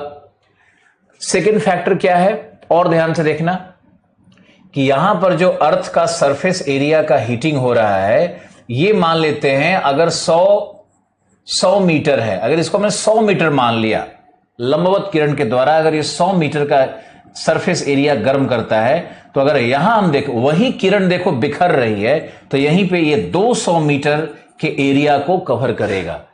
एक ही किरण लंबवत होने पे 100 मीटर पे एनर्जी को डिस्ट्रीब्यूट कर रहा है, और वही किरण तिर्यक होने पर 200 मीटर में वही एनर्जी डिस्ट्रीब्यूट हो रहा है। तो हीटिंग कहां ज्यादा होगा, हीटिंग कहां ज्यादा होगा, विषुवत पर या ध्रुवों पर, विषुवत पर। तो हीटिंग विषुवत पे ज्यादा होगा। यानी यदि सूर्य की किरणें लंबवत हैं तो हीटिंग ज्यादा, सूर्य की किरणें ऑब्लिक हैं तो उसमें हीटिंग कम होता है। कारण क्या है, वो सरफेस एरिया का, और कारण क्या है, distance travelled by the sun rays का। अब हम लोग आगे देखते हैं एंगल ऑफ इंसिडेंस क्या है। एंगल ऑफ इंसिडेंस को समझना बहुत जरूरी है। क्योंकि ये एंगल ऑफ इंसिडेंस आपके सविंदर सिंह वाली किताब में गलत दिया हुआ है और उसको बच्चे आज तक गलत पढ़ते रहते हैं। लेकिन जो फिजिक्स का अच्छा स्टूडेंट होगा वो मेरी बात से तुरंत सहमत होगा, और आईएएस में जो प्रश्न आते हैं वो सविंदर सिंह से नहीं आते हैं। वो हालांकि एनसीईआरटी में भी ये गलती सामने आ गई है, क्योंकि एनसीईआरटी जो नई एनसीईआरटी लिखने वाले लोग हैं इन्होंने सीधे सीधे सविंदर सिंह वाले से लगता है उठा लिया है। तो ये फिजिक्स के कॉन्सेप्ट के अनुसार एंगल ऑफ इंसिडेंस क्या होता है उस पर हम लोग अब एक विवेचना करते हैं और देखते हैं। यहां देखो, मान लो कि सूर्य की किरण यह लंबवत है, एक किरण हमने ये लिया, दूसरा किरण हमने यहां पर लिया जो टकरा करके लौटा, इस तरह से लौटा। अब ये बताओ कि एंगल ऑफ इंसिडेंस क्या होता है कि ये जो रिफ्लेक्शन हो रहा है किरण का, ये जो किरण वापस लौटी, तो ये जो एंगल बन रहा है थीटा, इस पे एक हम परपेंडिकुलर डालेंगे, लंबवत डालेंगे, यानी ये जो थीटा अपॉन हाफ हो गया, थीटा का जो हाफ हो गया, ये एंगल ऑफ इंसिडेंस होता है। एंगल ऑफ इंसिडेंस आप लोग समझे? उसी तरह से हमने क्या किया कि ये किरण लिया, ये किरण आ रही है धरती पे टकरा करके लौटी, तो ये जो एंगल बना है यहां पर, यही एंगल ऑफ इंसिडेंस है। इसका हिंदी शायद अवनयन कोण या आपतन कोण ऐसा कुछ होता होगा। आप देख लो एक बार क्या होता है इसका हिंदी, इसकी हिंदी क्या होती है। तो ये जो पूरा एंगल है ना, ये एंगल नहीं है, ये तो रिफ्लेक्शन एंगल हो गया। अब इसका जो हाफ होता है, इस पर हम परपेंडिकुलर लेंगे, तब ये थीटा अपॉन हाफ, ये एंगल ऑफ इंसिडेंस है। इसी तरह से अगर हम देखो लेते हैं, मान लो एक किरण है जो ध्रुवों को टच करके निकल रही है, यानी ये 180 डिग्री, अगर लाइन स्ट्रेट होगा तो ये एंगल क्या होगा, 180 डिग्री का होगा। और इस 180 डिग्री पे ध्रुवों पर अगर हम एक परपेंडिकुलर लेते हैं तो ये एंगल हाफ क्या बना, 90 डिग्री का बना। यानी एंगल ऑफ इंसिडेंस ध्रुवों पर 90 डिग्री का होगा, 0 का नहीं होगा। ये आप समझो कि अगर हम इस पे हम ये लेते हैं, ये लाइन अगर लेते हैं तो ये 180 का हुआ, ये तो 180 डिग्री का हुआ। तो उस पे परपेंडिकुलर लेंगे तो 180 को डिवाइड करेंगे तो 90 डिग्री होगा ना। तो पोल पे एंगल ऑफ इंसिडेंस क्या हो गया, 90 डिग्री हो गया। अब हम यहां से पीछे चलते हैं, तो ये जो एंगल था रिफ्लेक्शन का, इसको अगर हम 60 मान लेंगे तो ये जो यहां पे एंगल ऑफ इंसिडेंस 30 डिग्री आया है, क्योंकि वो रिफ्लेक्शन एंगल का हाफ होगा, परपेंडिकुलर डालने के बाद उसका हाफ होगा। तो यहां एंगल ऑफ इंसिडेंस क्या हो गया, 30 डिग्री। यानी 90 से इधर आओगे तो 30 डिग्री पे आ रहा है, यानी एंगल ऑफ इंसिडेंस विषुवत की ओर घट रहा है, ध्रुवों की ओर बढ़ रहा है। एक और उदाहरण देखो, अगर हम यहां से एक सन रेज को ले लें और यहां ये टकरा करके अगर इस तरह से लौटे, तो इस पर फिर हमने मान लो लंब डाला, तो अब जो ये थीटा अपॉन हाफ है, ये मान लो ये 80 डिग्री का एंगल बनाया, ये मान लो 70 डिग्री का एंगल बनाया, तो ये हाफ क्या होगा, ये 35 डिग्री होगा ना। यानी 30, 35, 90, हम लोग ध्रुवों की ओर जब जाते हैं तो एंगल ऑफ इंसिडेंस में बढ़ोतरी हो रही है, घट नहीं रहा है। और अगर हम इधर आएंगे तो ये देखो, ये सन रेज आया सीधे, और अगर वापस मान लो इसी रास्ते से लौट जाता है तो इसमें हम लोग कहां परपेंडिकुलर डालेंगे, यहां तो आकर के जो सीधे लौटा तो एंगल ऑफ इंसिडेंस क्या हो जाएगा, 0 हो जाएगा ना। लेकिन चूंकि आकर के लौटा तो इसी को सविंदर सिंह में 90 डिग्री लिख दिया गया कि 90 डिग्री पे, अरे 90 डिग्री रिफ्लेक्शन एंगल हो सकता है। आप इसको ऐसे समझो, 90 डिग्री रिफ्लेक्शन एंगल हो सकता है, लेकिन ये नहीं हो सकता है कि एंगल ऑफ इंसिडेंस 90 डिग्री हो जाए वहां पर। यानी आप angle of incidence at equator क्या होगा, 0 डिग्री, एट पोल क्या होगा, 90 डिग्री। यानी एंगल ऑफ इंसिडेंस विषुवत से ध्रुवों की ओर निरंतर बढ़ रहा है। आप इसको लिखो।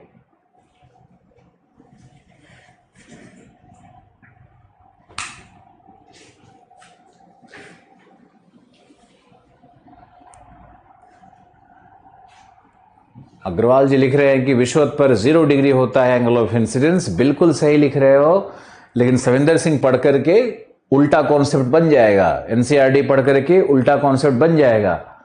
ऑलवेज याद रखो कि हमारे घर में भी सविंदर सिंह है।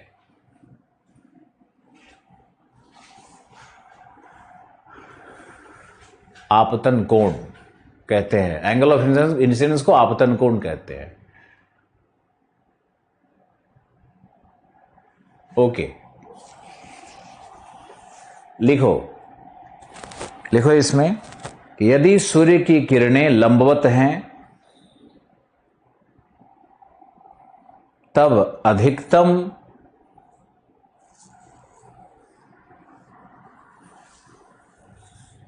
ऊष्मा ऊर्जा की प्राप्ति होती है।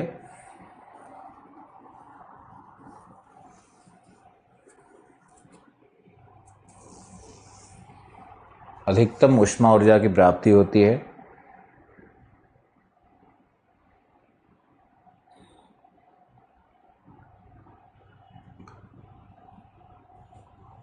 क्योंकि तय दूरी न्यूनतम एवं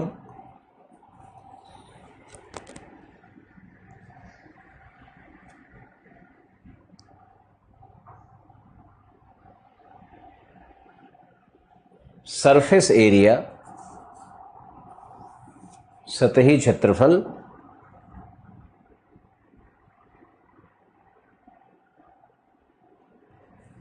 जहां किरणें प्राप्त होती हैं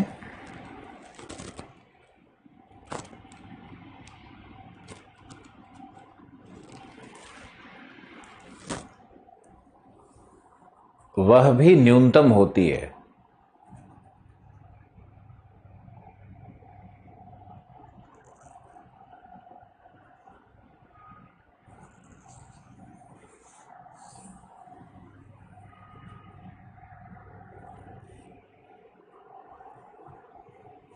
फिर लिखो,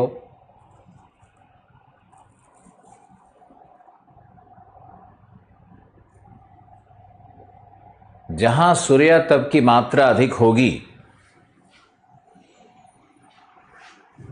वहां वाष्पीकरण का दर उच्च होता है।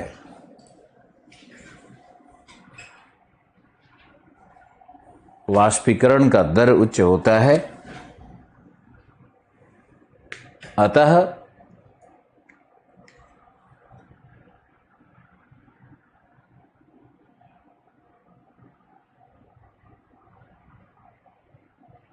लवणता की मात्रा भी उच्च होती है।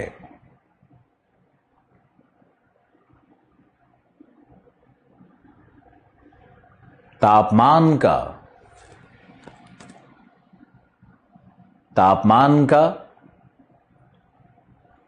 लवणता के साथ समानुपाती संबंध होता है।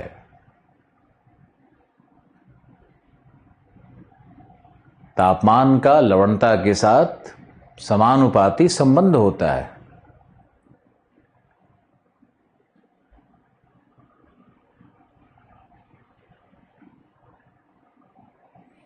Next paragraph, angle of incidence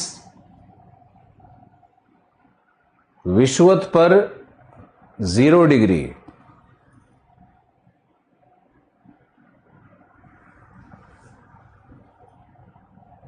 एवं ध्रुवों पर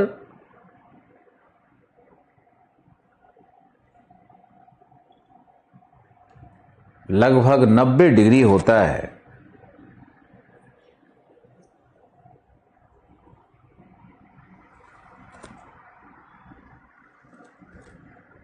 ध्रुवों की ओर सूर्यातप की मात्रा घटती है।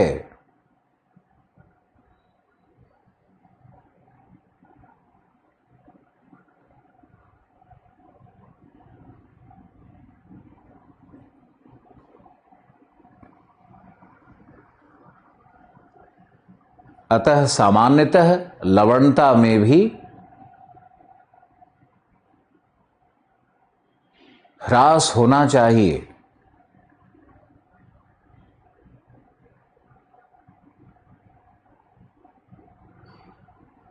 परंतु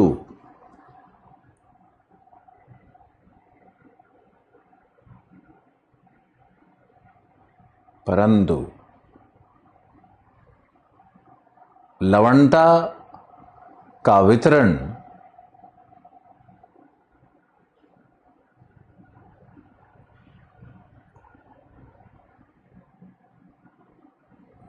अन्य कारकों से भी प्रभावित होता है।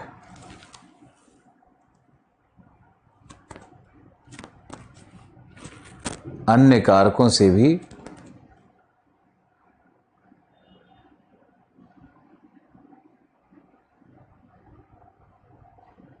प्रभावित होता है।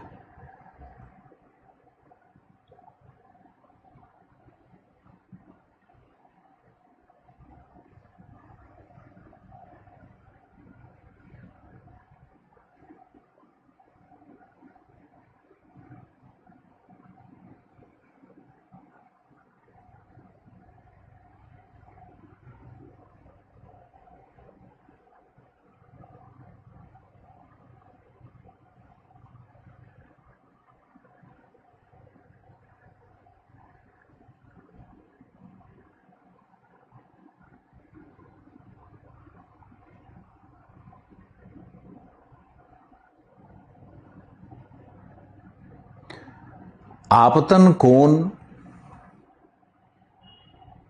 आपतन कोण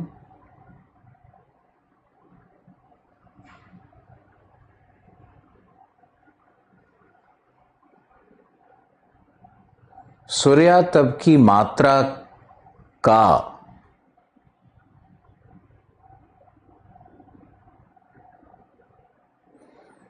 विषमानुपाती होता है।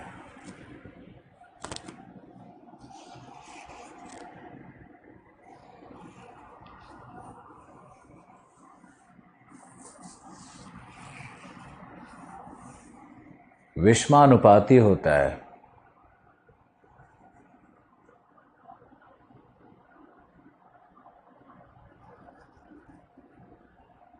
ये समझे, अगर एंगल ऑफ इंसिडेंस कम होगा तो सूर्यातप की मात्रा ज्यादा होगी,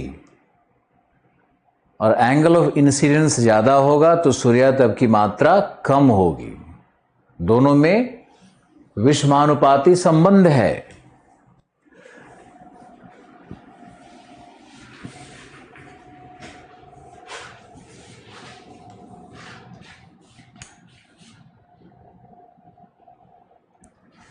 विषमानुपाती को आप व्युत्क्रमानुपाती भी लिख सकते हो। व्युत्क्रमानुपाती संबंध है। तो पहला तो आपका है सौर विकिरण से संबंधित। इसके बाद आप आइए और लिखिए दूसरा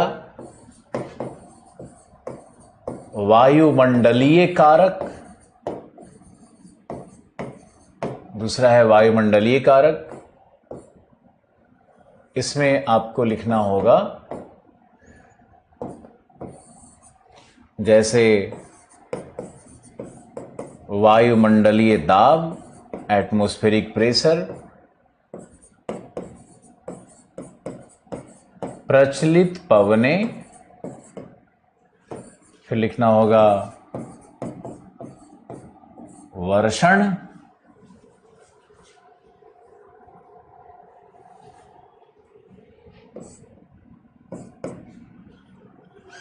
वायुमंडलीय दाब, प्रचलित पवनें, वर्षण, और हो सकता है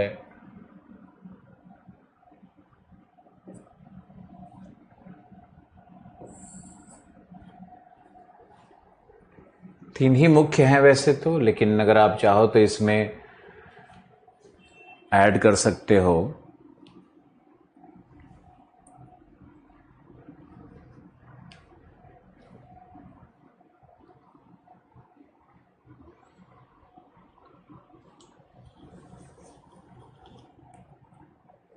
ग्रीन हाउस इफेक्ट वगैरह को भी हम सोच रहे थे कि लिखें ना लिखें, लेकिन आप लिख सकते हो ग्रीन हाउस इफेक्ट,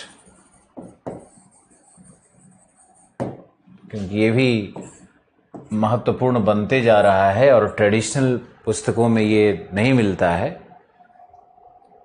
अब इसको समझो। चार्ट बनाओ पहले।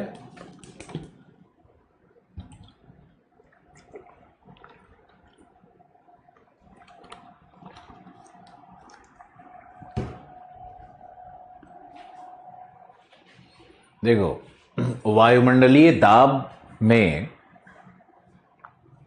हम लोग दो एग्जाम्पल लेते हैं। सबसे पहले लेते हैं 0 डिग्री विषुवतीय प्रदेश का और 30 डिग्री उपोष्ण कटिबंध का। तो ये 3 अक्षांशों को हमने लिया। अब ये समझना है कि 0 डिग्री पर तापमान ज़्यादा है या कम? ज़्यादा। हीटिंग ज़्यादा होगा तो यहाँ पर वायु गर्म होकर ऊपर उठेगी। ऊपर उठने के कारण यहाँ पर निम्न दाब होगा, यानी यहाँ पर है लो प्रेशर, वायु ऊपर उठ रही है। अब ये वायु ऊपर उठने के बाद ठंडी होकर के अपने दोनों तरफ गिरेगी। तो ये जाके गिरती है 30 डिग्री अक्षांश पर, 25 डिग्री अक्षांश पर जाकर गिरेगी। तो यहां पर क्या बनेगा, लो प्रेशर या हाई प्रेशर? यहां बनेगा हाई प्रेशर। जहां वायु अवतलित हो रही है वहां हाई प्रेशर, जहां वायु उठ रही है वो लो प्रेशर का सिस्टम बनेगा। तो आप देखो कि ये हाई प्रेशर और लो प्रेशर कहां मिलेगा, कैसे मिलेगा, किन अक्षांशों पर मिलेगा। वैसे ये क्लाइमेटोलॉजी का विषय है, लेकिन एक क्षण में तो देख ही सकते हो ना इसको। तो यहां पर 0 पे लो प्रेशर है, यहां पे हाई प्रेशर है। अब मुझे बताओ कि जहां लो प्रेशर है, जहां वायु ऊपर उठ रही है और उसमें जलवाष्प होगा, तो संघनन के कारण यहां पर बादल बनेंगे और इस भाग में वर्षण होगी। तो जहां वर्षा हो रही है उस भाग में लवणता क्या होगी, घट जाएगी। लवणता घटेगी ना, क्योंकि वर्षा जल क्या होता है, स्वच्छ जल होता है, तो लवणता वहां घट जाएगी। तो विषुवतीय प्रदेशों में जहां निम्न दाब है, जहां वर्षा अधिक है, वहां पर लवणता की मात्रा सापेक्षिक रूप से कम मिलती है।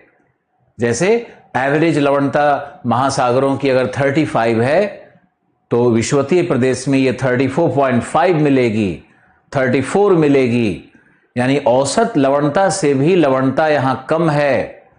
स्वच्छ जल का संचयन हुआ रहता है, यहां पर तनुता प्रभाव है और स्वच्छ जल का एडिशन हो रहा है निरंतर विषुवतीय क्षेत्र में।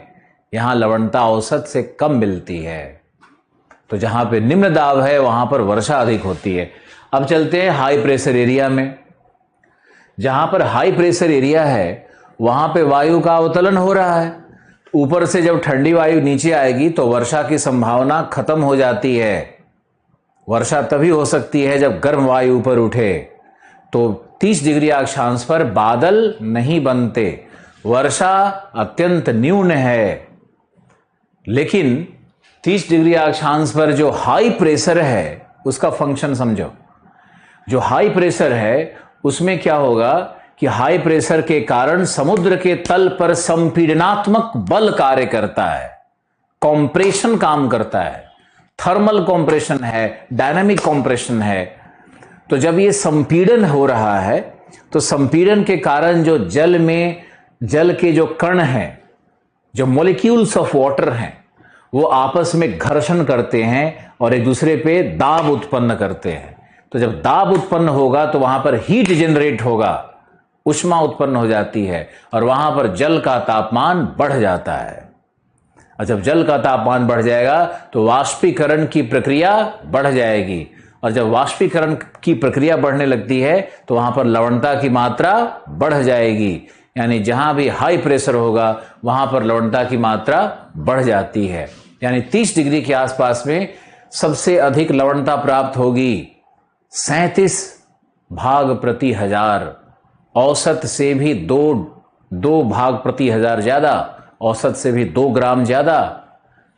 यानी महासागरों में सर्वोच्च लवणता कहां प्राप्त होती है, 30 डिग्री के आसपास। 30 और 25 का जो लाइन है ना, वहीं पे सर्वाधिक लवणता प्राप्त होती है, लगभग 37। कारण क्या है इसका, हाई प्रेशर बेल्ट है, वाष्पीकरण उच्च है, सूर्यातप की मात्रा यहां भी विषुवत से कम मिलती है लेकिन यहां पर ज्यादा मिलती है। यहां सूर्यातप से हीटिंग ज्यादा होता है। कारण है इसका समझने की कोशिश करो कि जहां विषुवतीय क्षेत्र में क्या होगा कि वाष्पीकरण होगा, ऊपर में बादल बनेंगे, तो बादल क्या करता है कि सूर्य की किरणों को टकरा करके लौटा देता है, उसका एल्बीडो कहते हैं उसको, वो रिफ्लेक्ट कर देता है, वो नीचे सूर्य के तप को आने ही नहीं देता है, सूर्यातप को कम मात्रा में मिलता है। आप इसको समझो। तो ऊपर से जो हीटिंग हो रहा है सन के द्वारा, बादल उसको ऊपर रोकता है। तो ये कारण है कि लवणता घटेगी विषुवत के पास, यानी विषुवत के पास लवणता के कम होने का कारण क्या है? ए वर्षण, बी सूर्यातप की मात्रा को ऊपर रोकता है बादल, सघन बादल है। यानी इसमें हम लोग एक पॉइंट और ऐड कर सकते हैं, बादलों की सघनता, बादलों की सघनता यह भी प्रभावित करेगी लवणता को। जहां बादल सघन होंगे वहां वर्षा भी अधिक होगी, सूर्यातप कम होगा, वाष्पीकरण कम हो जाएगा, तो इसके कारण क्या हो जाएगा? वहां लवणता की मात्रा घट जाती है। और जहां भी वायु दाब उच्च है वहां पे लवणता बढ़ जाती है। आगे देखो, प्रचलित पवन का क्या अर्थ है? वह पवन जो वर्ष भर निरंतर एक ही दिशा में चलती रहे, वो प्रचलित पवन है। जैसे पछुआ पवन क्या है? प्रचलित पवन। व्यापारिक पवन क्या है? प्रचलित पवन। ध्रुवीय पूर्वा क्या है? प्रचलित पवन। ये तीन को ही मुख्य प्रचलित पवन माना जाता है। व्यापारिक पवन कहां चलेगा? उष्ण कटिबंध में। पछुआ पवन कहां चलेगा? समशीतोष्ण कटिबंध में, यानी 35 से 65 के बीच में, 30 से 60 के बीच में, जो कह लो। ध्रुवीय पवन कहां चलेगा? ध्रुवीय पूर्वा कहां चलेगी? वो चलेगी ध्रुवों के पास, ध्रुवों से लेकर के 60 डिग्री तक, 65 डिग्री तक। तो ये तीन पवनें हैं जिन्हें हम लोग प्रचलित पवन कहते हैं। प्रचलित पवनों में सबसे जो प्रचंड है वह है पछुआ, और वह भी दक्षिणी गोलार्ध में। आपने नाम सुना होगा कि पछुआ पवन जो 40 डिग्री पर चलती है उसका नाम है गरजता चालीसा। जो पवन 40 डिग्री पर चलती है वह है गरजता चालीसा, और जो पवन 50 डिग्री पे चलती है उसका नाम है चीखता, श्रीकिंग नहीं, उसका नाम है फ्यूरियस 50s। चीखता नहीं, फ्यूरियस 50s। 40 वाले को कहते हैं roaring 40s, गरजता Chalisa. Furious 50s, प्रचंड 50, यह है हिंदी, प्रचंड 50। और उसके बाद है 60 डिग्री पे जो पछुआ पवन चल रही है उसका नाम है श्रीकिंग 60s, यानी चीखता 60। तो ये जो दक्षिणी गोलार्ध में 40 से 60 डिग्री पर पछुआ पवन चलती है, यह प्रचंड है। क्यों प्रचंड है? क्यों फेरोसियस है? क्योंकि यहां पर महाद्वीपों का अभाव होता है, और जहां भी समुद्र तल बिल्कुल मिल जाए, महाद्वीप हो ही नहीं, वहां पवनों में अवरोध नहीं होता। और अगर पवन में अवरोध नहीं है तो पवन की गति क्या होगी? निरंतर बढ़ती चली जाएगी। और घर्षण जब पवन करेगा समुद्र तल से तो विस्लिंग साउंड्स आते हैं, विस्लिंग साउंड्स आएंगे, और विस्लिंग साउंड्स जब आएंगे तो वो एक भयावह दृश्य उत्पन्न करता है। बल्कि अच्छे अच्छे जो ताकतवर सेलर्स थे वो लोग भी पछुआ से बहुत डरते थे कि उस क्षेत्र में नहीं घुसना है, पछुआ के क्षेत्र में नहीं घुसना है। तो ये जो पछुआ पवन का स्वरूप है उसका लवणता पर क्या प्रभाव पड़ना है, ये अभी आपको समझना है। ये बताओ, ध्यान से सुनना, अगर हम टेबल फैन के नीचे अपने भीगे कपड़े को रख दें तो वाष्पीकरण बढ़ता है या नहीं? बढ़ता है, क्योंकि जो पवन का फोर्स है वो फ्रिक्शन क्रिएट करेगा, घर्षण क्रिएट करेगा समुद्र के तल पर, और घर्षण से क्या उत्पन्न होगा? एनर्जी, ऊर्जा। देखो हाथ गर्म होगा तो घर्षण से ऊर्जा उत्पन्न हो जाएगी, उष्मा ऊर्जा। उसके कारण वाष्पीकरण का दर क्या होगा? बढ़ जाएगा। यानी दक्षिणी गोलार्ध में 40 से 60 डिग्री के आसपास में लवणता की मात्रा अधिक होगी, क्योंकि पछुआ पवन वहां पर घर्षण से तापीय दशाओं में परिवर्तन ला रहे हैं और वहां पे ऊर्जा जनरेट कर रहे हैं। अब इसको समझो, उत्तरी गोलार्ध से ज्यादा लवणता कहां मिलनी चाहिए? दक्षिणी गोलार्ध में। दक्षिणी गोलार्ध में मिलती भी है, विशेषकर इन अक्षांशों पर लवणता बहुत अधिक है उत्तरी गोलार्ध की तुलना में। उत्तरी गोलार्ध में अगर देखोगे 31, 33 है, तो यहां देखोगे 34, 35 33, 34 इस तरह से मिलेगा, डेटा आपको दिया जाएगा। चिकता साठा, ओके, ये डिस्कशन है और इसको आपको समझना है। वायुदाब प्रचलन, ग्रीन हाउस इफेक्ट क्या है? अब देखो, ग्रीन हाउस इफेक्ट का मतलब है कि सामान्य अर्थ में कि CO2 की मात्रा, मीथेन की मात्रा, ओजोन की मात्रा, बहुत सारे जो कल्प्रिट गैसेस हैं, जो ग्रीन हाउस गैसेस हैं, उनकी मात्रा मानव की क्रियाओं के द्वारा वायुमंडल में बढ़ रही है। उससे क्या होता है कि जो सूर्य की किरणें, जो शॉर्टवेव रेडिएशन है, जो रेडियो और माइक्रोवेव्स है सूर्य की किरणें, वो पृथ्वी में प्रवेश कर जाती है। जो लॉन्ग वेव टेरेस्ट्रियल रेडिएशन है, जो पृथ्वी ऊर्जा को अवशोषित करके पुनः छोड़ती है, जो दीर्घ तरंग दैर्घ्य वाले होते हैं, लॉन्ग वेव टेरेस्ट्रियल रेडिएशन होते हैं, वो वापस लौटने के क्रम में उन गैसों के उपस्थिति के कारण वापस आसानी से नहीं लौट पाते, वो यहीं फंस जाते हैं, ऊर्जा यहीं नीचे में ही उष्मा रह जाती है, उससे धरती का तापन हो रहा है। ये बड़ा विषय है, इसको आगे बहुत लंबा पढ़ाया जाएगा। इसको ग्रीन हाउस क्यों कहते हैं? मान लो कि तुम कार में हो तो देखते हो ना, कार में सूर्य की किरण अंदर प्रवेश करती है तो अंदर पूरा हीटिंग हो जाता है और बाहर निकलता ही नहीं है ऊर्जा। शीशा क्या करता है? वो वही ग्रीन हाउस प्रभाव लाता है। इसको हम लोग बॉटनी में भी एक्सपेरिमेंट किया करते थे, ग्रीन हाउस इफेक्ट को। शीशे से कवर कर दो तो हीट जो अंदर आएगा, हीट ट्रैप हो जाता है, शीशे के अंदर में फंस जाता है वो हीट। यही ग्रीन हाउस इफेक्ट है।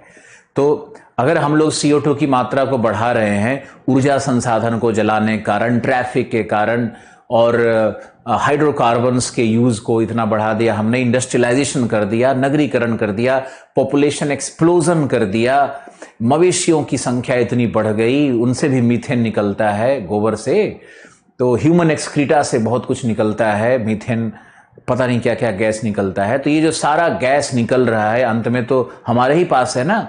तो ये जो हमारे पास गैस है वो वही ग्रीन हाउस इफेक्ट उत्पन्न कर रहा है। तो ग्रीन हाउस इफेक्ट का लवणता पर क्या प्रभाव होगा? क्योंकि तापमान पर प्रभाव है, तापमान बढ़ रहा है समुद्र का भी, तो उससे क्या हो रहा है कि लवणता की मात्रा बढ़नी चाहिए, वाष्पीकरण बढ़नी चाहिए, लेकिन ऐसा शायद अभी नहीं हो रहा है। ऐसा नहीं होगा क्योंकि जो बर्फ हैं, ध्रुवीय बर्फ हैं, वो तापमान बढ़ने के कारण पिघल रहे हैं और उससे फ्रेश वाटर का एडिशन ज्यादा हो रहा है। इसलिए आप देखोगे कि लवणता की मात्रा टेम्परेट रीजन्स में, समशीतोष्ण कटिबंधों में, ध्रुवों की ओर लवणता की मात्रा घट रही है, बढ़ नहीं रही है। मुझे आशा है कि आप इसको समझे होंगे और ग्रीन हाउस इफेक्ट का लवणता पर क्या प्रभाव है इसको भी लिखने की कोशिश करोगे। हम क्लाइमेट चेंज में आगे आपको लिखवाएंगे भी, पढ़ाएंगे भी। मैंने तो बस आपको हिंट दे दिया यहां पर। अब चलते हैं, हमारा जो तीसरा प्रमुख कारक है उस पे चलते हैं। तीसरा हमारा कारक होगा अंतः समुद्री। अंतः समुद्री कारक में आओ तो आपको मिलेगा कि भाई समुद्री धाराएं हैं। धाराएं हैं, दो प्रकार की धाराएं होंगी, गर्म और ठंडी, दो प्रकार की धाराएं होती है। दूसरा हम लोग देखेंगे कि जैविक दशाएं,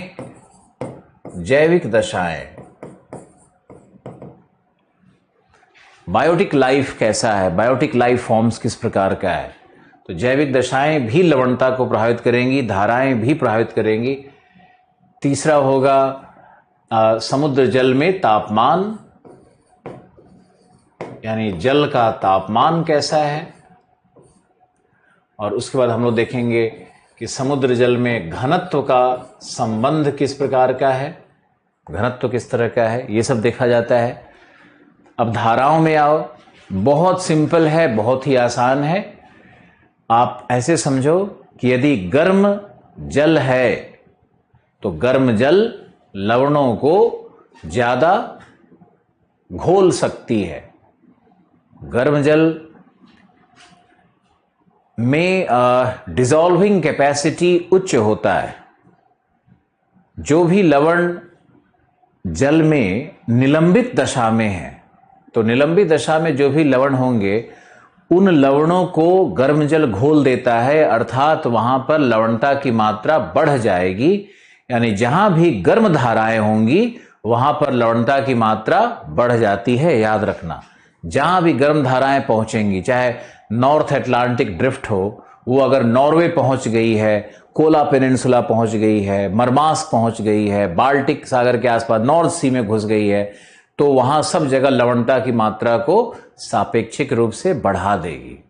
वही ठंडी जल है, तो ठंडा जल में घोलन क्षमता कम होता है। तो कम होने के कारण क्या होगा, जहां भी ठंडा जल है वो वहां पे लवणता की मात्रा कम मिलती है। बहुत ही सिंपल सा कॉन्सेप्ट है। अब इसमें हम देखते हैं कि जैविक दशाएं किस प्रकार से काम करेगी। तो जैसे मान लो एक उदाहरण है सारगैसम। सारगैसम सारगैसम एक प्रकार का समुद्री लता है, एल्गी का एक फॉर्म है। तो जहां भी सारगैसम है या जहां भी समुद्री जीव हैं वहां पे तापमान बढ़ जाता है। एक उदाहरण से समझाएं, मान लो कि स्विमिंग पूल है, स्विमिंग पूल में जल का तापमान मान लो है 10 डिग्री ठंडा है। उसमें अगर उसी स्विमिंग पूल में 50 लोग घुस गए अंदर में, तो उनके अपना जो मेटाबॉलिक टेम्परेचर है उससे क्या, बॉडी टेम्परेचर है, उससे वो क्या करेंगे, उससे वो उस पानी को गर्म कर देते हैं। तो क्या हो जाता है, जहां पे जैविक दशाएं बढ़ेंगी वहां पे तापमान बढ़ने लगेगा, और जहां तापमान बढ़ेगा वहां पर लवणता बढ़ने लगती है। तापमान एवं लवणता का समानुपाती संबंध है, आपको याद रखना है। फिर जल का तापमान अगर आप देखोगे तो इसमें जहां भी तापमान अधिक है, तापमान का टेम्परेचर का समानुपाती संबंध है सैलिनिटी के साथ, है ना। और घनत्व का सैलिनिटी के साथ क्या संबंध होगा, सैलिनिटी का घनत्व के साथ भी समानुपाती संबंध है। यानी जहां भी सैलिनिटी ज्यादा है वहां पे जल का घनत्व अधिक होता है। अब इसमें एक और भी एडिशनल पॉइंट ऐड किया जा सकता है, वो है थर्मोहेलाइन सर्कुलेशन। थर्मोहेलाइन सर्कुलेशन, थर्मोहेलाइन संचरण, जो कि लवणता को प्रभावित करती है। और इसमें एक और ऐड हो सकता है शीत जल का उद्वेलन क्षेत्र। शीत जल का उद्वेलन क्षेत्र, ये भी हम लोग इसमें ऐड कर सकते हैं, यानी कोल्ड अपवेलिंग जोन। और दूसरा है थर्मोहेलाइन सर्कुलेशन। तो ये आपका ज्योग्राफी बिल्कुल मॉडर्न होता चला जाएगा अगर ऐसे आप ऐड करोगे, इन पॉइंट्स को लिखोगे तो। लेकिन हमारी कुछ मजबूरियां हैं कि थर्मोहेलाइन आज नहीं 3 दिन बाद आएगा टॉपिक में, शीत जल का उद्वेलन भी आज नहीं 2 दिन बाद आएगा हमारे टॉपिक में समुद्री धाराओं के साथ। तो इस डिस्कशन इन दोनों को आज हम नहीं लेंगे। और मुझे आशा है कि आज क्लास में आप बहुत कुछ सीखे होंगे, और हमारी क्लासें जैसे जैसे बढ़ती जाती हैं वैसे वैसे सीखने की प्रक्रिया बहुत बहुत बढ़ने लगेंगी। और आशा है आपको समझ में आया होगा। कल आप पूरी तरह से तैयारी से मिलोगे। कल आपको हम लवणता पर एक बहुत सुंदर नोट्स लिखवाएंगे, डिटेल नोट्स लिखवाएंगे, मॉडर्न कॉन्सेप्ट्स के साथ लिखवाएंगे, साइंटिफिकली लिखवाएंगे। और कल आपका दिन होगा जब आप पूरी तरह से आंसर राइटिंग पे एक और ट्रेनिंग लोगे। विषय को पढ़ाना, समझाना, एक्सप्लेन करना, चार्ट बनना और साथ साथ मॉडल आंसर का निर्माण करना, आईएएस बनने की प्रक्रिया में ये सब कुछ करना पड़ता है एक साथ। बहुत बहुत धन्यवाद। Thank you, take care, bye bye.